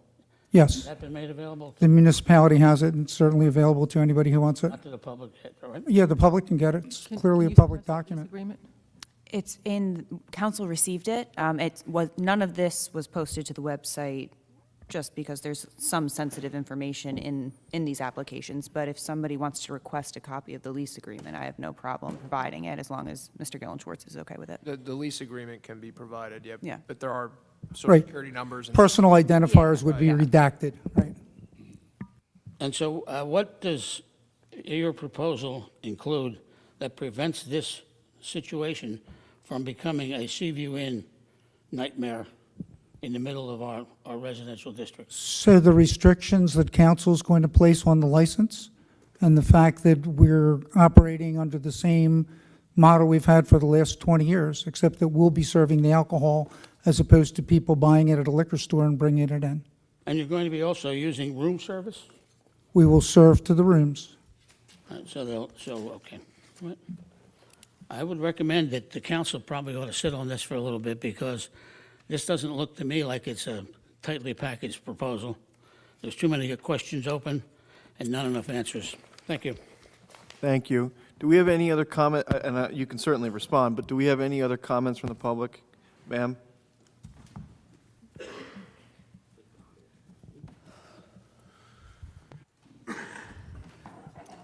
My name is Elizabeth Parker. I live at next door to John at 716 Corgi Street. You've answered a lot of my questions, but I still am concerned about the area outside of the out and the back, the main entrance where people congregate, and all along the area where there's, I think, tables and chairs on the brickway and behind those bushes in the back. One bench. One batch, okay.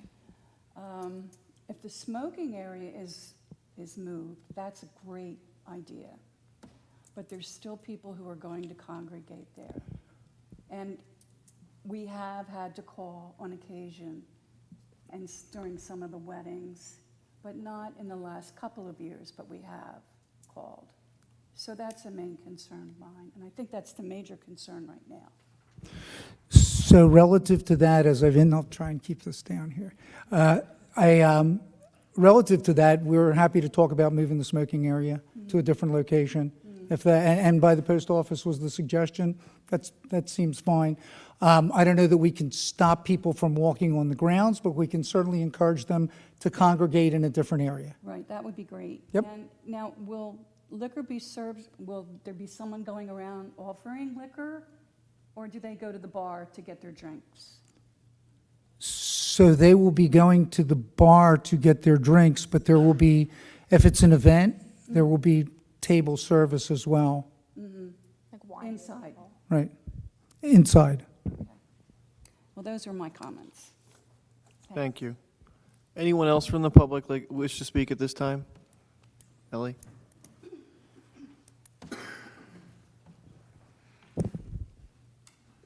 My name's Ellie O'Donohue, and I live at 811 Corgi. I'm a block down. So this has all been very helpful, and I think it's lovely how neighbors are trying to work through this. So, but of course, there's always the concern. It always begins at one place, and you can't really control where it goes to in a year or two. And I believe intentions are probably real at this point. But it's a business. Businesses need to grow. They thrive. And you don't know where that's going to go in the future. We know what the limitations are, and we get that. But you now have a bar, because I think your points were well taken. You now have a bar. It's a wedding. People are excited. Maybe they don't want to close at that time. So I think one of the things that would be very valuable in a condition is absolutely, they're saying that they'll close at the same time at 10 o'clock. Because then really, what happens if they don't? Do the police have to go over there, shut the event down? Yes. How many times do the police go over to shut an event down before an honest consequence happens? So if I may, what I'd like to indicate is, when we do our wedding contracts, the people only rent the room for a certain period of time, and then the wedding's over and they have to leave, because it's not cost feasible for us to maintain all the staff there to clean it. So our wedding contracts expire at 10, and then the people leave, and then we clean up, and that's the same model we're going to employ. Well, So- Go ahead. let me ask a question here. You're saying the wedding for a certain amount of time and then it closes down. That's with Southern Mansion. That's not with the farmers. They're going to be a different contract. So therefore, they could have that bar open until a certain number. The wedding venue closes at 10, but the bar is a separate entity that is not contracted by. Exactly, and that's the other thing I was going through, because this is now a vendor situation. This is not a liquor license that's going directly to Southern Mansion, where everything that we know about Southern Mansion, all the contracts with Southern Mansion are as you're saying. So now we're dealing with a vendor who is in control of all these contracts, and so that's where the shift could come in, and that's my concern in the future. So I don't know how you, as a council, create some language of condition around the vendor, not so much around the property or around the Southern Mansion, but that is really where anything can alter. So I do have that concern for that. The other thing I want to bring up, and I know that the zoning, and I haven't seen it, where the zoning and the engineer have approved this based on what's already on the books. I just want to come back to something else that was mentioned, which was the residential area, and you even pointed that out. The master plan, many years ago, specifically stated residential areas should be protected. And I may be saying that wrong. I'm sure Chris can find out how that was written. So I believe that Corgi and Jefferson are considered expanding something in the residential area through a vendor. And so I think it just really needs to be paused. I think it needs to be looked at. I'm not saying it shouldn't go forward. I'm not saying, the neighbors on 700 Block seem to not be too concerned. They're the ones with the biggest impact. But I just think it's really important to fine-tune all the conditions with it, so that we're not coming back to this as a battle. It is a residential neighborhood. We get along really well. We, honor each other in terms of how we interact with each other and our thoughtfulnesses. So I guess one question, that would be put forth is I would like them to continue in the same relationship of a good neighbor as they have been. There haven't been a lot of calls and things of that, but I just think from a business perspective, we need to protect ourselves as you're trying to move forward with making money and a profit. And that's what we depend on you for. Go ahead. Chris, I have a question. Since this is not connected to an establishment, this liquor license going forward, it's this entity that's renting space. How does that work for, I'm going to say, can they use that license in another place? Or how does that work? Right, so there are some moving parts to this, probably more than others, and they've attempted to explain that through the application and through this process. They have to do a place-to-place. They need to have control over the premises, and what their mechanism that they're proposing that they have control is this lease. They pay rent, fixed amount, not based on income or sales or anything like that, they rent these areas, and they have to have control over these areas, and they can't mix employees. To the comments about first of all, that was a pretty good summary, better than usually a lawyer explanation of that, because really the residential areas in our master plan and our code are intended to be preserved, and the master plan states assure or protect residential areas against hazards of fire, offensive noise, vibration, smoke, odors, glare, and other objectionable influences. Now, I don't want to go too off track. I know your question was one thing, but this is an appropriate time, I think, to point out we don't need to get confused over did the zoning officer say, is this a change in use or not? If they want to turn it into a hotel or turn it into a restaurant open to the public, clearly they've acknowledged that, the zoning officer has said that, you need to do a site plan and you need a use variance. The fact that it's citing a liquor license here doesn't necessarily trigger that process, does not mean that council is prohibited from taking in typical concerns like the noise and the operational concerns in terms of determining whether this is in the public interest, okay, which is really what you're tasked with doing here tonight. Is this in the public interest, and taking into these considerations. So, Deputy Mayor, I talked so much I got lost track of what your initial question was, but Being that it's a pocket license, how does that stay with they want to go from pocket to person to place. That's what they're proposing to do. So But since if they're not owning the place. they don't have to own it. You just need to have control over the premises, and that can come by owning the building, which we see often, or you can have a lease that provides that you are the person that has control over these areas, and no one else, there's a mix of use going on here, right? I don't mean that for zoning purposes, but they have a tourist guest house, bed and breakfast, that now they want to serve alcohol, and they will have exclusive possession over those areas to do that. Right, because how does this any different than another bed and breakfast wanting to get a liquor license in another area? Wouldn't it just be easier to say that the approvals given to this property as is kind of the umbrella of anything else that goes on over there? In other words, you're just taking a liquor license and plopping it on that existing use. The time, the way that they operate, is that what you're saying, Councilman Meyer? Like according to Craig Hurst's report here, providing the applicant is abiding by all conditions. Councilmember Meyer, your microphone. Excuse me. Thank you. If providing the applicant is abiding by all conditions of previous board approvals, it's not changing or intensifying or expanding the approved use.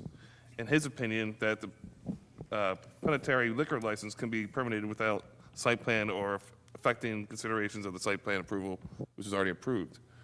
So what I'm saying is, by this liquor license being inserted in this property, all the conditions remain the same, and the conditions to the property are really the umbrella of everything that happens at that property. It's just another layer. So they're subject to the prior approval, the city code, the resolution, the conditions that are in that resolution. They know that, they're on notice of it.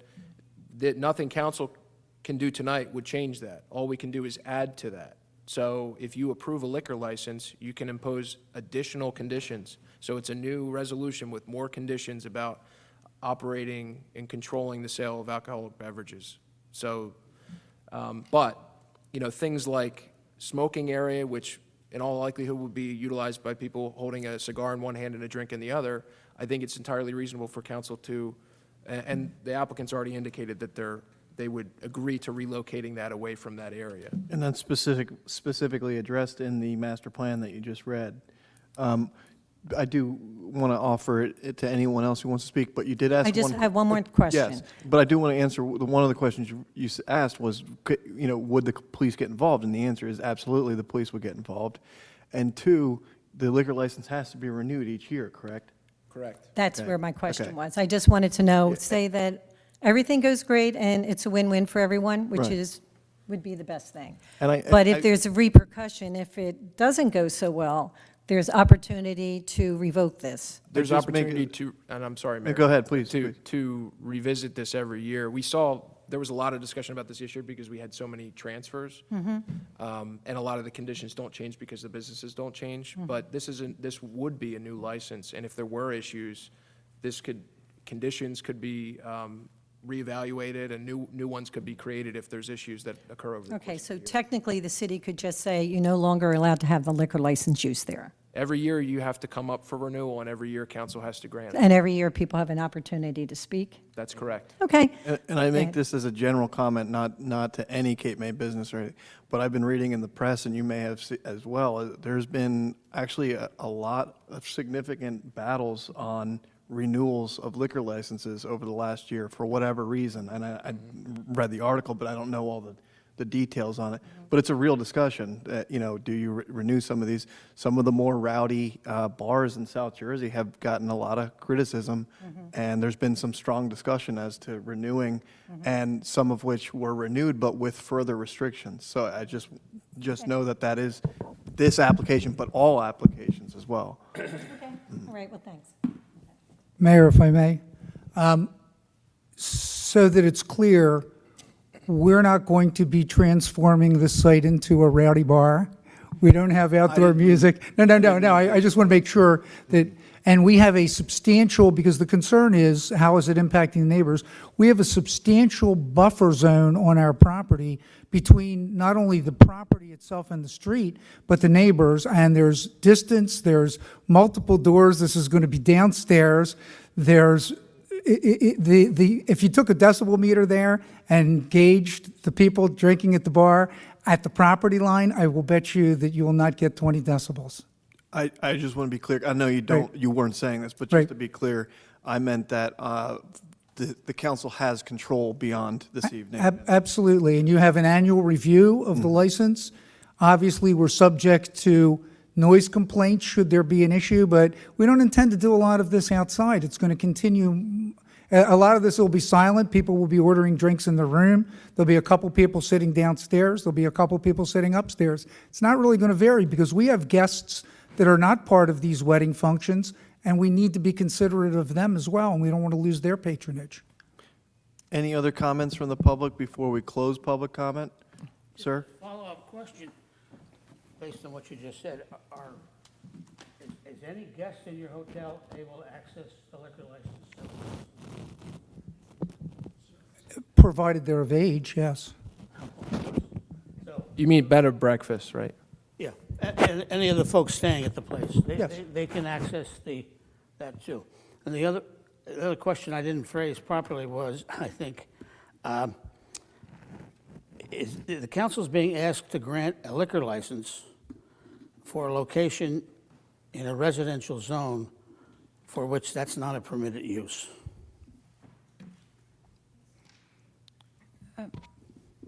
Not according to our professional. Not according to our professional Well, we credentials. haven't heard Bruce's opinion, the zoning officer. Well, I'm just basing it off the document I have right in front of me, and according to the zoning engineer, no, it's not a change. Okay. And I think there's a number of ways to look at these types of zoning issues, but I think he's looking at it, appears to be looking at it as they're proposing, they have a bed and breakfast tourist guest house use subject to conditions from previous approvals, Absent a liquor license. absent a liquor license.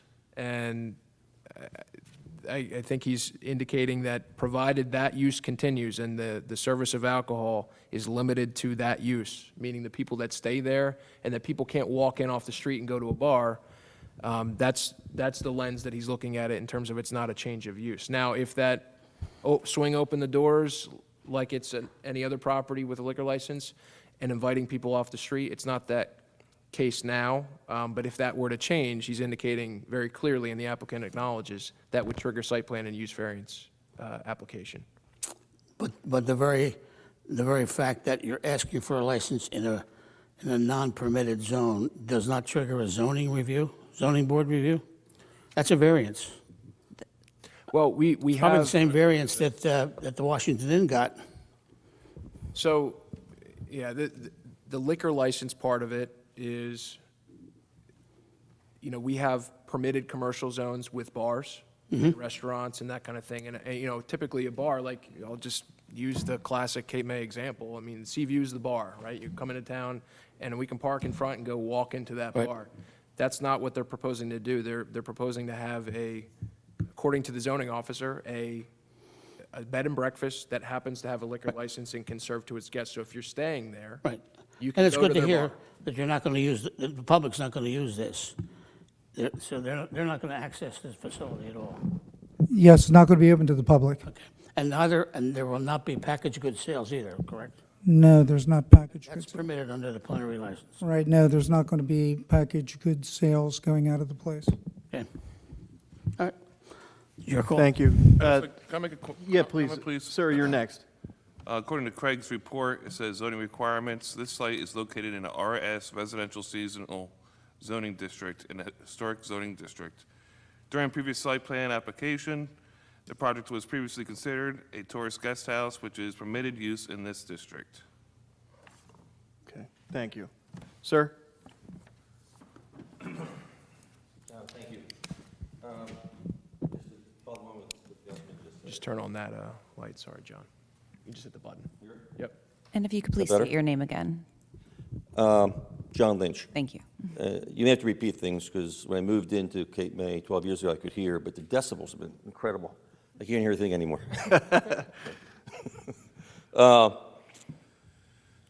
In continuation with what the councilman just said, with the use, it was very specific, what he just read. It did make reference to a liquor license. It was approved for that guest house use. And I'm just finish pointing, either, though. I'm just tagging on to what you said. It's not something that particularly bothers me. Mr. Caravan, I do want to clarify one issue in the testimony. When you said there's ample buffers, that's the point. There are not ample buffers. In connection with the people on Corgi Street, there are no buffers. Now, you're saying in the context of when you're inside the residence down in the dungeon, if you would, the decibels may not be there, but what you're hearing here this evening, I don't know that it's actually a dungeon, but I hear you. what you're hearing here this evening is Wine cellar. concern that there are practices that are ongoing, And, which we're and, concerned are going to grow if they're not addressed with conditions here, which, because there is no buffer, they will just well, be to, credible. to that end, you mentioned people congregating near your street end. And we've indicated that we are absolutely willing to set up another area and encourage them to congregate there for the purposes of the smoking, which hopefully would relieve that issue. I heard it, and I appreciate it. The only reason I made that distinction was when I heard there are ample buffers, I felt it was important to clarify our position on Corgi Street is. Is this hearing going to remain open, I assume? You're not closing it this evening. It's going to remain open for another night, so that if I wish to come up with additional data, I'll just give you my opinion. It sounds like there's some questions that council has. I mean, personally, I would like to see, I haven't been able to read the engineer's report, because I wanted to hear what people had to say, so I can't read and listen to everybody at the same time. And I also haven't seen the zoning officer's opinion on this. So for me, there's a lot of things that I have to look at before I can make a decision, and that's just how I feel. Mayor, I think, I'd like to ask you to continue what you were saying. I think you were going along my feelings as well. Well, just that it's basically what the deputy mayor just said. I know there's a few documents that I'm sure people would like to review. It sounds to me like there's some, I think, reasonable and maybe acceptable conditions that could be applied to this that I'd rather not just do on the fly at this table. I would like to get those conditions in writing and perhaps suffice a lot of the, I think, somewhat reasonable comments that we heard this evening, or totally reasonable comments, but in all seriousness, to have that in writing and move on from there. Does that seem acceptable? I understand that council would like the opportunity to address some of this definitively and to be clear as to what the restrictions are as opposed to doing it sitting here at the table. So yes, and we would be happy to participate in a dialogue relative to creating those conditions. I, for one, appreciate that you're willing to do that, so thank you. Yes, sir. I appreciate it also. A question of the council is, Mr. Caravan has a few times said he was willing to meet with myself and I guess the other residents, and I punted and said it's really your call. Would you grant us that flexibility for him to reach out and maybe? That's up to the applicant. I am absolutely happy to meet with you folks. And you're okay with that? I'm completely fine with it. I think the council would much rather hear from the applicant based on some of the conversations that you've had. We want to be good neighbors. We want to improve the neighborhood. We want to improve everyone's property value. That's what it So is. to that end, we are absolutely happy to meet with you. And personally, I'd like to have some questions to Craig and talk with him. I was going to make a recommendation that he should probably be here to give us guidance to the recommendations as a zoning board engineer, so we can help craft this, and answer the questions from the public as a professional. Well, it's Craig, but isn't King the planning board and zoning board? So Shouldn't he be the lawyer? We have, Attorney and engineer. this was at a time, I think, we have Bruce Britton as our current zoning officer, so I think one of the things we want to do is touch base with him and make sure, I think there was another letter, maybe. Yeah, there was, and my recollection was, I'm not sure if it came through by an email. I don't have that in the file. I thought it was copied to council, but we will track down that email chain and I will provide it to everyone. However it happened, and But- I think council will want both of those comments. I will represent that my recollection is it's very similar to Mr. Hurlis's and it's positive. Understood. Before we close, I would like to, any other opportunity, but knowing that it does sound like are we going to table this? Is that how? You could do a motion to continue the hearing and. Continue the hearing. And table the resolution, to the next meeting, and continue the hearing at the next. Would anyone else like to speak before that's done? Mr. Roush? Okay. Yeah. So just to clarify, the public will have the opportunity to continue to comment at this next meeting? That's correct. Okay. Jules Rouse again. I've not heard one word about whether this is going to be a cash bar or credit only to participants that are staying there. That could clarify a great deal.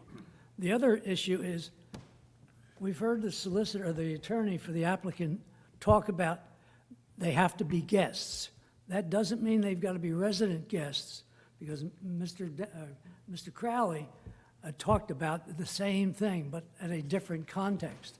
So, from what I'm hearing, there can be a private event in this location for people who come from wherever, inside the building as a resident, or a guest from wherever. And at what point does the quote room, the word guest, be one that is invited, or one that wants to participate in an event, like a fundraiser, as an example, where you could have an organization have people come for a specific event, but quote, are only a guest.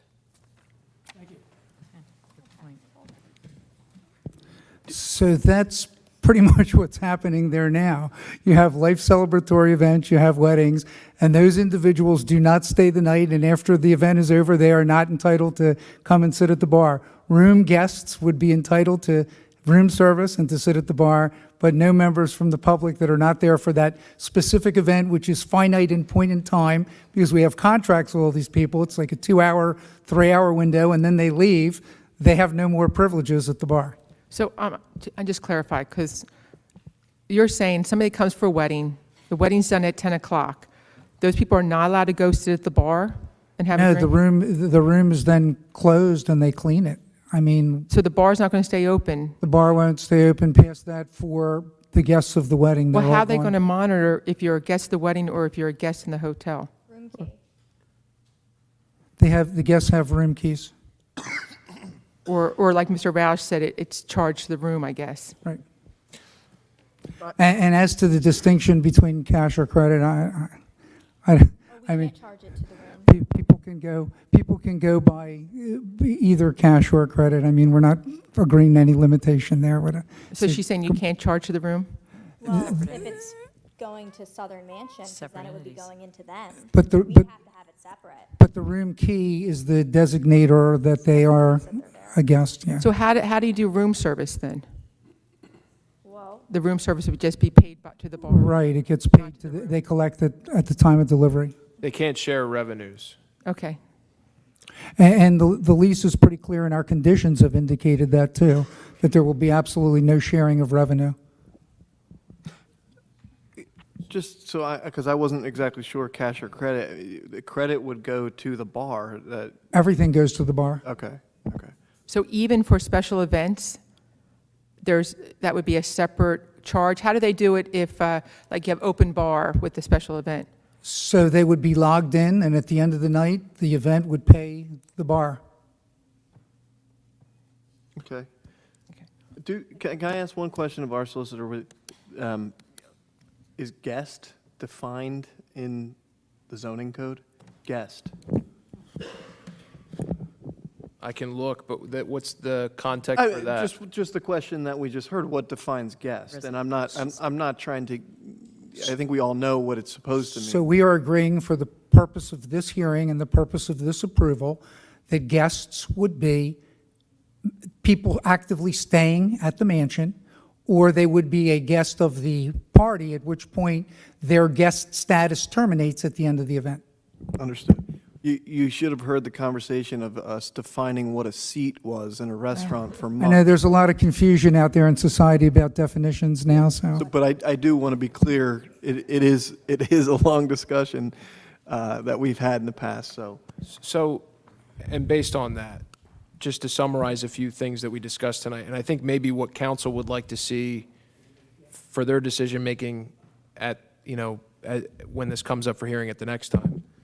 We talked about what it means to be a guest at this property and discussed relocation of the smoking congregation area in the area of Corgi Street. Away from Corgi Street. I think what they want to It's do. currently in the area of Corgi Street and relocating. And frankly, that's not an official thing, that's just people going out there and Sure. smoking. But to encourage them to have a different area to do it, we're happy to do that. And I didn't see this in your letter, Mr. Caravan, but I think it's something that could easily be put in writing again, which is that the proposal to limit your operations consistent with what it is today, which is Yes. shutting down at 10 p.m. Yes, the wedding venue shut down at 10 p.m. And then this is another reason why it makes sense to table this, but the idea of reevaluating a trash mitigation plan to deal with and compensate for some of the noise issues that may be. Yes, raised. and just to be clear, the room service would not be discontinued at 10 p.m., but the active service to the guests downstairs, when the venue closes, it would be closed. Okay. So there still be, I guess, a decision made on when the bar would close and then when room service would close, would Were you stop. proposing to close the bar at 10? Is that what you said, or?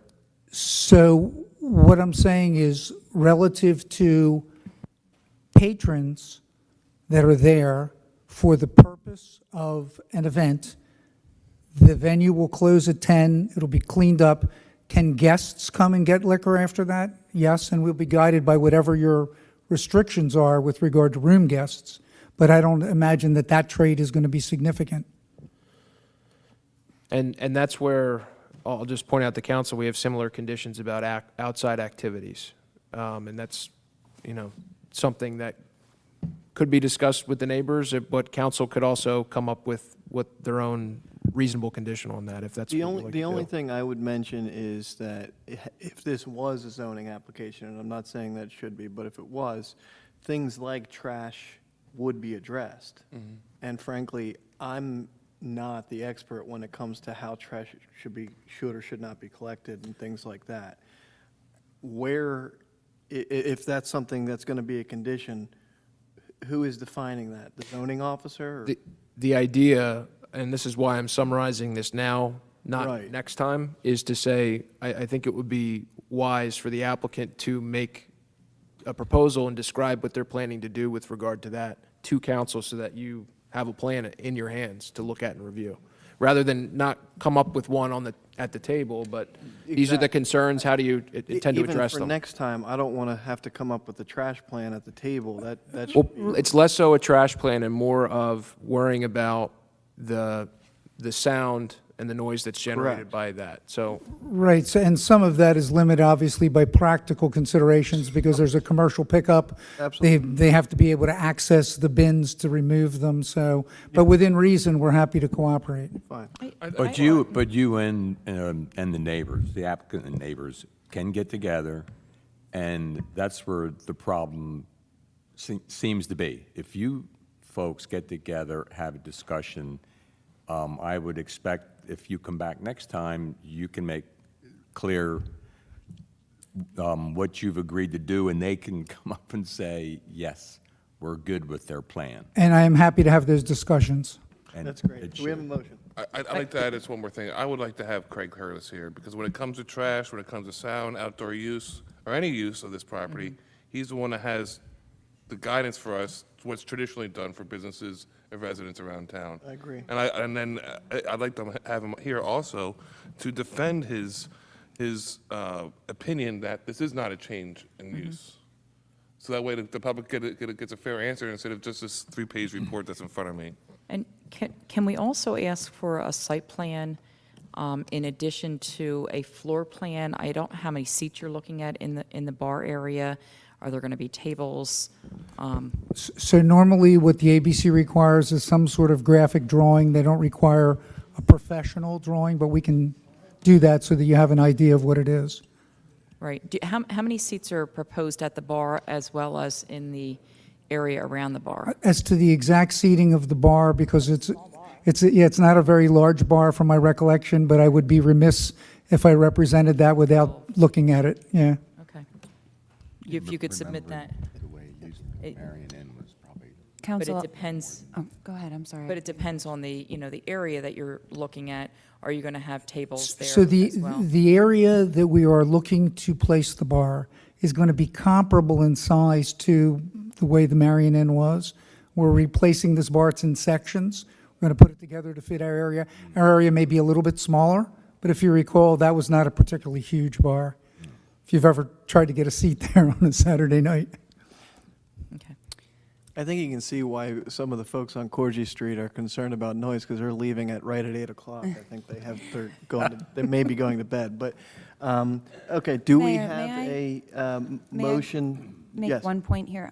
If council is intending on potentially continuing this public hearing to the next meeting and also tabling this resolution to the next meeting's actually at 1 PM because of National Night Out. Right. So it's August 2nd at 1 PM. I'm not sure if you're requesting that Craig Hurlis be present, if he's going to be available. I want to make sure that the applicants are available, that the public also knows that it's at 1 PM in the afternoon. We will be available. That is up to you guys. I'm not sure how far you'd like to postpone this. And then I also want to confirm about any renoticing or, I don't think that we have to the applicant Right. is required to notice to get to this point. I don't think there's any necessity to renotice. This is notice right now. We're conducting a hearing. Anybody that came tonight, anybody that's listening, right now, this will be continued to the next available city council meeting, which is, again, it's August 2nd at 1 PM, but now that I'm hearing there might be discussion as to whether council can push it to another meeting that is if. a regularly scheduled So we time. would respectfully request, because we're in a business deal here trying to acquire this license, and our sellers being very patient, that we not push it past that date. if we could be heard on that date, that would be great. I'm I- sympathetic to that. I think that we should push to review this and process this, pursuant to that date. If we get to that date and we don't have adequate information, so be it. Right. But we should plan for that next hearing, and anybody listening who's interested in this should plan for that next And next frankly, if council meeting. anyone is unavailable, we should be able to get answers in the next 2 weeks prior to that meeting. And I can absolutely continue to take public comment as long as everyone's okay. If somebody might not be available at 1 PM at the next meeting on the 2nd, please email me or write me a letter, cityclerk@capemaycity.com, and I would provide that letter to council And to the applicant. and to the applicant, of course. Okay, so do we have a motion to, I'll make a motion to table the resolution and to continue this discussion for the next council meeting. do I have a second? I'll second. We have a motion and a second. Technically public. Roll call, please. Councilmember Baldwin? Yes. Councilmember Meyer? Yes. Deputy Mayor Sheehan? Yes? Councilmember Yeager? Yes. Mayor Mullick? Yes. Okay. If you have public comment, we haven't closed it technically yet. Go ahead. Just need to speak Mr. into the microphone, Mr. Lynch, I'm sorry. It's for the record. You can use this one. I'll be brief. Now, I just wanted to make sure that you've authorized Mr. Caravan and us to meet. And I guess us includes me, at least. Let me point this out, Mr. Lynch. You don't need council's permission to have a conversation with your neighbor. He's willing to speak with you, and I appreciate you asking, because you're kind of in this process right Right. now. But we're not only authorizing you, but encouraging the two of you and the rest of the neighbors to get together and present, and then that will allow Mr. Caravan hopefully to present something that has the blessing of the neighbors, which is what I think council would like to consider. Well, that's a nice segue to that is, since there are multiple neighbors, if, for example, I were to speak with Mr. Caravan and come up with a document, can I coordinate with the city clerk's office? They should have had the other neighbors' emails or something to distribute that document before the next meeting. Is that possible? So why don't we take a shot at trying to get a couple people together, and we'll sit down and see what we can come up with, and then I can write to Mr. Gillenschwartz and let him know that our progress. Okay? Great. Perfect. Thank you all very much. I think we still have public comment. Chief, please, after you. Yes, sir, I appreciate that. I don't want to make this any longer. However, just because enforcement will be probably a staple of the conversation that goes on here, I will not be at the next meeting because National Night Out is that day, and I'll be very busy, and I don't want to hold up their license. I don't want to hold up council's questions as far as that. But as far as the police department's concerned, in my 27 years working here, working the street, et cetera, there have been very limited contact with Southern Mansion. We've had weddings there that there might have been an unruly guest or allowed. We've had complaints of noise back on that Gorgeous Street side because of the trash being taken out or something like that, but it's very minimal. The stronger restrictions you guys put in will help me do my job. So I'm not trying to make it harder for you, but just take into consideration the more strength you have behind the allowance of this will make it better for me. We have a great relationship with Southern Mansion. Like I said, we've never had a problem. I don't know if the new owners are going to be different or if there's going to be some type of. So there won't be any new owners. So, as far as I'm concerned there, as far as noise, there's ordinances already on the books that will carry the day as far as the noise and the bands. I don't think, Lieutenant Walker, we've ever been called there to turn the music down or whatever. We've had some instances of it, but not like other bars in town on the beachfront. I do share the concerns of the residents that say that you're putting a bar into a residential location, which is true, but with the restrictions you guys impose, I think we can control it. Anything outside of that, we'll deal with it as far as that's concerned. But I won't be at the next meeting. If there's an enforcement question, you'll have to email it to me prior to, and my staff will get on that and get an answer to you. So the clerk will have our answer as far as enforcement is concerned. All right? Thank you very much, You're very Chief. welcome. I think we could close public comment on the discussion. Do we need to make a motion, or? I believe that was part of that motion. That's what I understood. Councilman Meyer made a motion to table the resolution and continue the Okay. hearing to the next available council meeting. So public comment's closed for this portion. and it will continue to August 2nd at 1 PM. Okay, thank you. Thank you, council members. Thank you.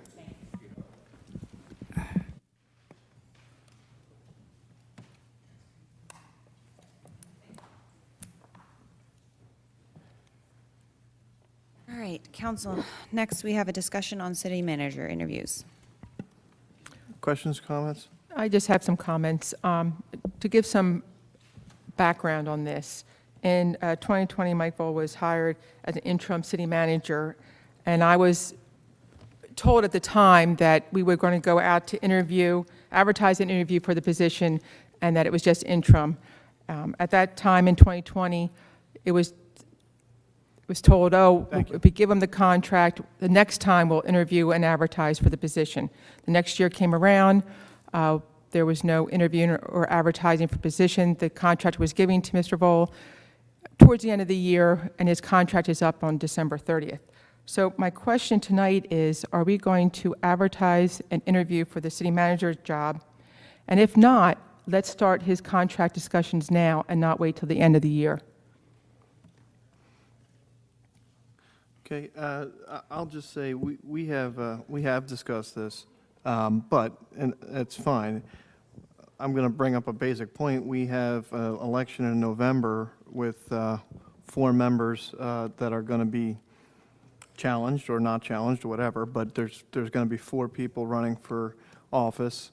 I would assume that whomever is in office after November is probably going to want to have some say as to who the city manager of the city of Cape May is. That's my personal opinion. So it may be different people. It may be exactly the same people. Love working with all of you, so I hope it is. But in any event, we don't know what it will be. So I think discussing hiring someone before that time is just personally my opinion, that those 4 people that are running for election are going to want to have a say at that point. Well, this is what it comes down to. When you advertise an interview, to advertise, you're going to have to put the position out there for a couple months, 1 or 2 months, and then you have to interview. If you don't start the interview or the advertising and interview until December or November, December, then you have no way of actually hiring somebody that has to give their notice, if they were working for another municipality, their notice for coming to work for us. And then we run into the issues that we've had in the past of trying to negotiate a contract in the 12th hour, when everything is, their contract is up, but yet we don't have a contract for them to move forward. And then who do we have as the interim?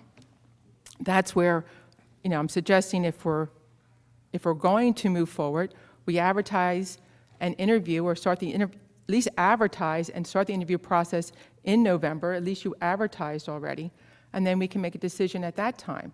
Or we stay with what we have. And if we stay with what we have, then we should be negotiating his contract before the 12th hour. Okay. Any other questions or comments on that? Okay. Moving on, Mayor? All right, We new have business, Old business? old business? Old business. I have a question, I guess, for Mr. Blasco. How are we coming along with the AME preservation plan? Because that was like months ago that we were moving forward with that. Currently, Schnoring and Associates are working towards the preservation plan and the design of the building. I will check their schedule and send an email out to everybody as to what that indicates for the completion of the historic plan. Okay. Any other old business? Okay, new business, city solicitor, I don't have anything tonight, Mayor. city manager, No, sir. city clerk?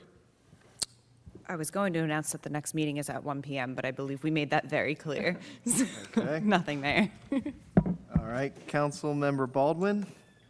Just a couple of quick things. I believe we have Vince Orlando that's slated to be here at our next meeting to present to council the Kiwanis Park Plan. The task force has been working very hard on that, and I appreciate everybody's input. And one other thing, 2 of our beach safety committee members, Sarah Warner and Tom Medvecki, they did the paddle around the Cape, raised quite a bit of money for the Desatnik Foundation, which is goes towards spinal cord injuries. quite a bit of money was raised for that, and they did a great job. That's awesome. We were there cheering them on. That's all. Thanks, Very Mayor. cool. Mr. Meyer, Councilman Meyer? Thanks, Mayor.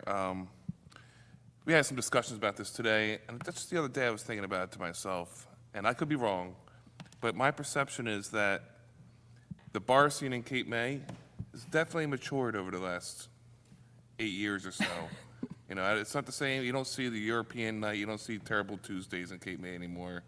And, you know, even though they were fun when I was old enough to enjoy it or young enough to enjoy it, but I think I've seen a big change in Cape May. It's more sophisticated people coming to Cape May, less young crowds, and it's a very friendly family place to be. So just that's a thought I had to myself. I was at the Cove today. I was lucky to enjoy the beach, and there was a rescue today, and it was just really, I don't get to see it very often because I don't get to go to the beach very often, but it's really incredible how the lifeguards come together as a team and the fire and police all work together as a team, saving these people that come to our town, and it's really incredible to see. That's all. That's great. Thank you, Mr. Meyer. Deputy Mayor? Nothing for me tonight. Councilman Yeager? No, nothing tonight, thank you. I'll just comment quickly. Thank you, DPW. I saw the work that they did at the dog park. Not only, they didn't just add mulch, but they took all the old mulch away, put back mulch, and I know they got a request to do non-dyed mulch because the dye gets all over the dogs and the people and et cetera, and they got the natural mulch in there, so good job.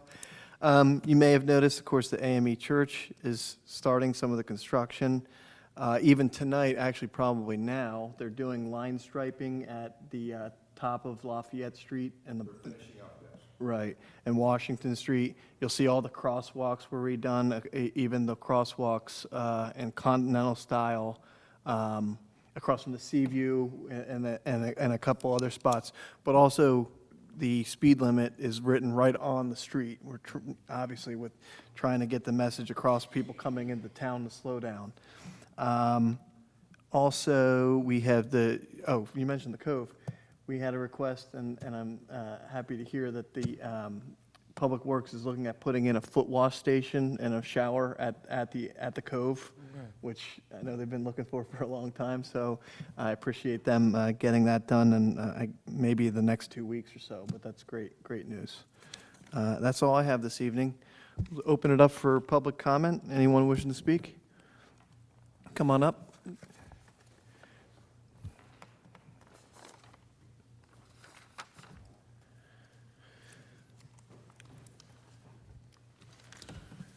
Jules Rouse, 1010 New York Avenue. I'm here speaking on behalf of the Taxpayers Association. We had a meeting 2 weeks ago, and our board asked me, after the discussion on several items, if I would bring them directly to City Council. I had the opportunity to meet with the mayor last week to go over these items, and I would like to share them with City Council. And the most pressing issue is the request to amend the room tax occupancy ordinance to return it to the original intention of the $1 million plus the 2% increase per year, have that become a fixture in that ordinance, along with the annual annual bond payment coming out of the room tax. And a third one, which would be any improvement, expansion, or correction to the existing convention hall building also come out of that room tax fund. It's important that, in our view, the intent of the law, which was to reimburse to a great degree the additional expenses that the taxpayers that live in shore communities have to bear.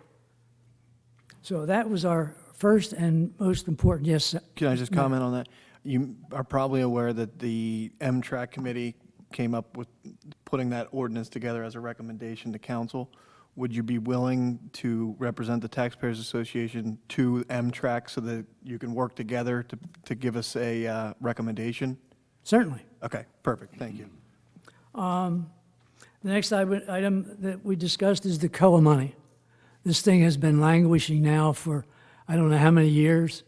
It appears though, and I really don't care about much of the history of it, we need to get that money back. That money belongs back in the city's coffers to be able to improve the housing complex in this city. We feel that there should be action taken immediately against each individual for return of that money. The next one is the swimming pools.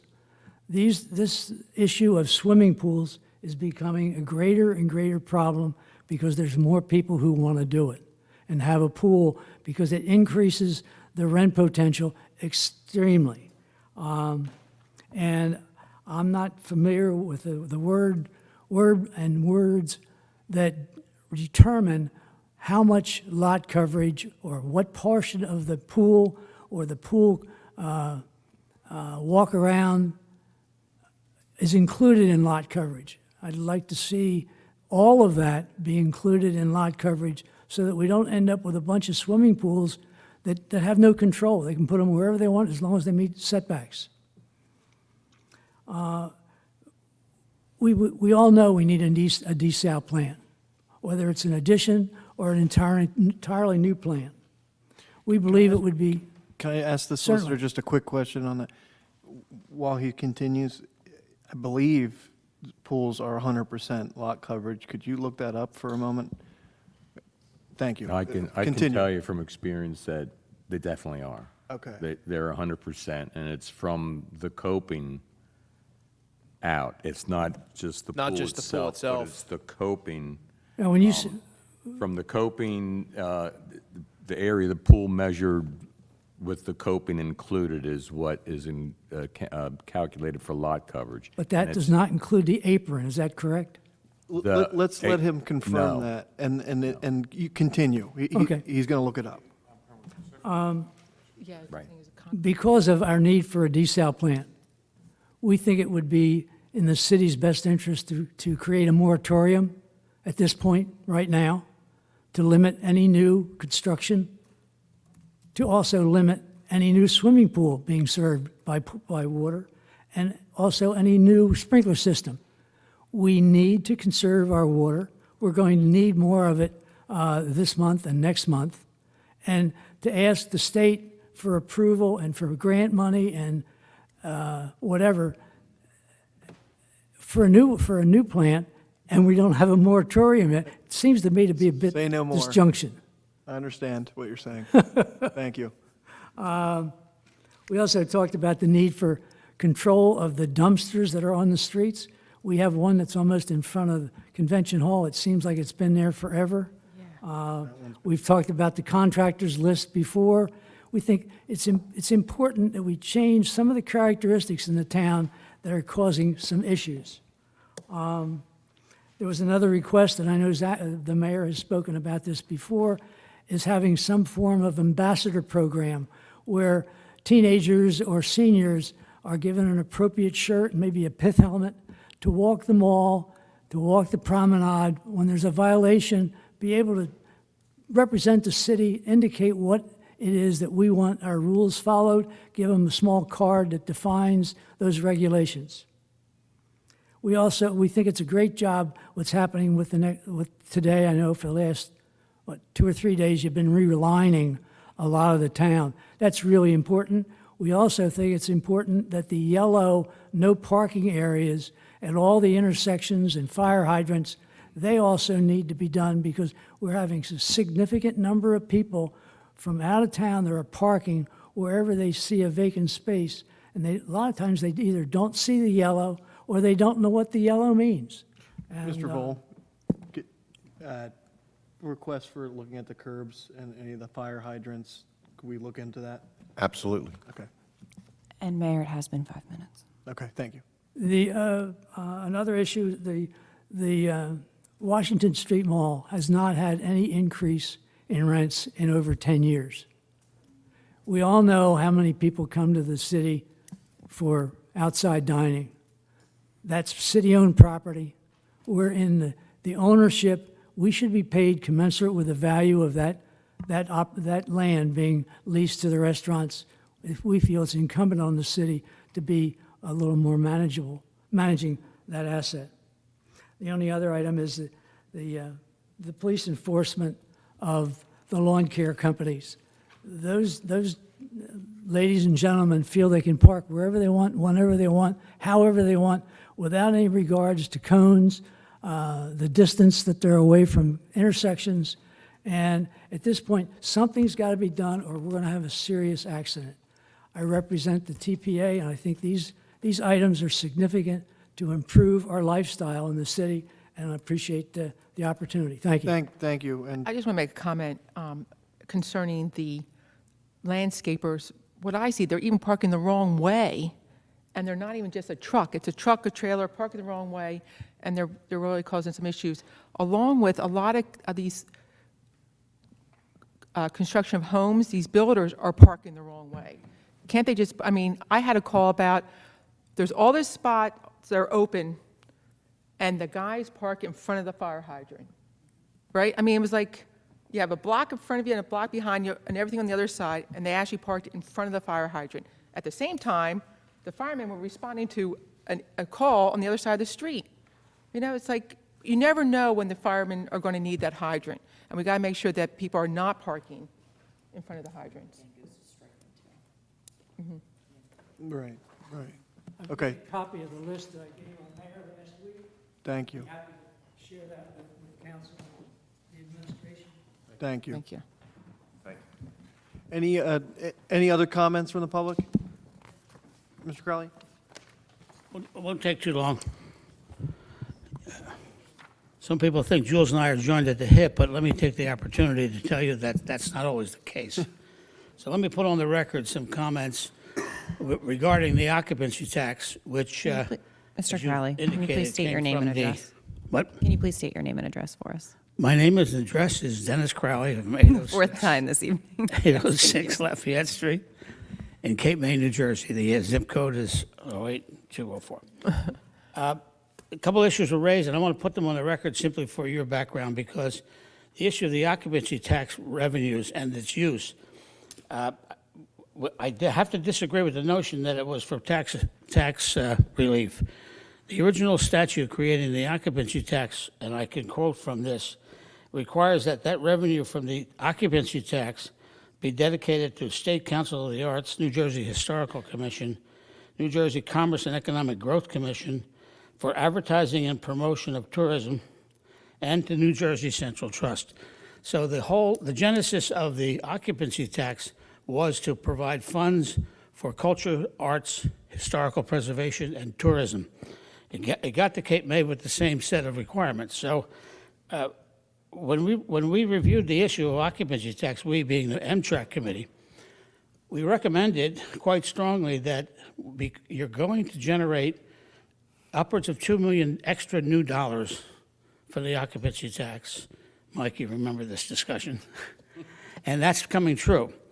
And so we advised at the time that you have to be careful that tourism authority language is going to cause a problem for you, because that language said everything above that threshold had to be given to the tourism authority.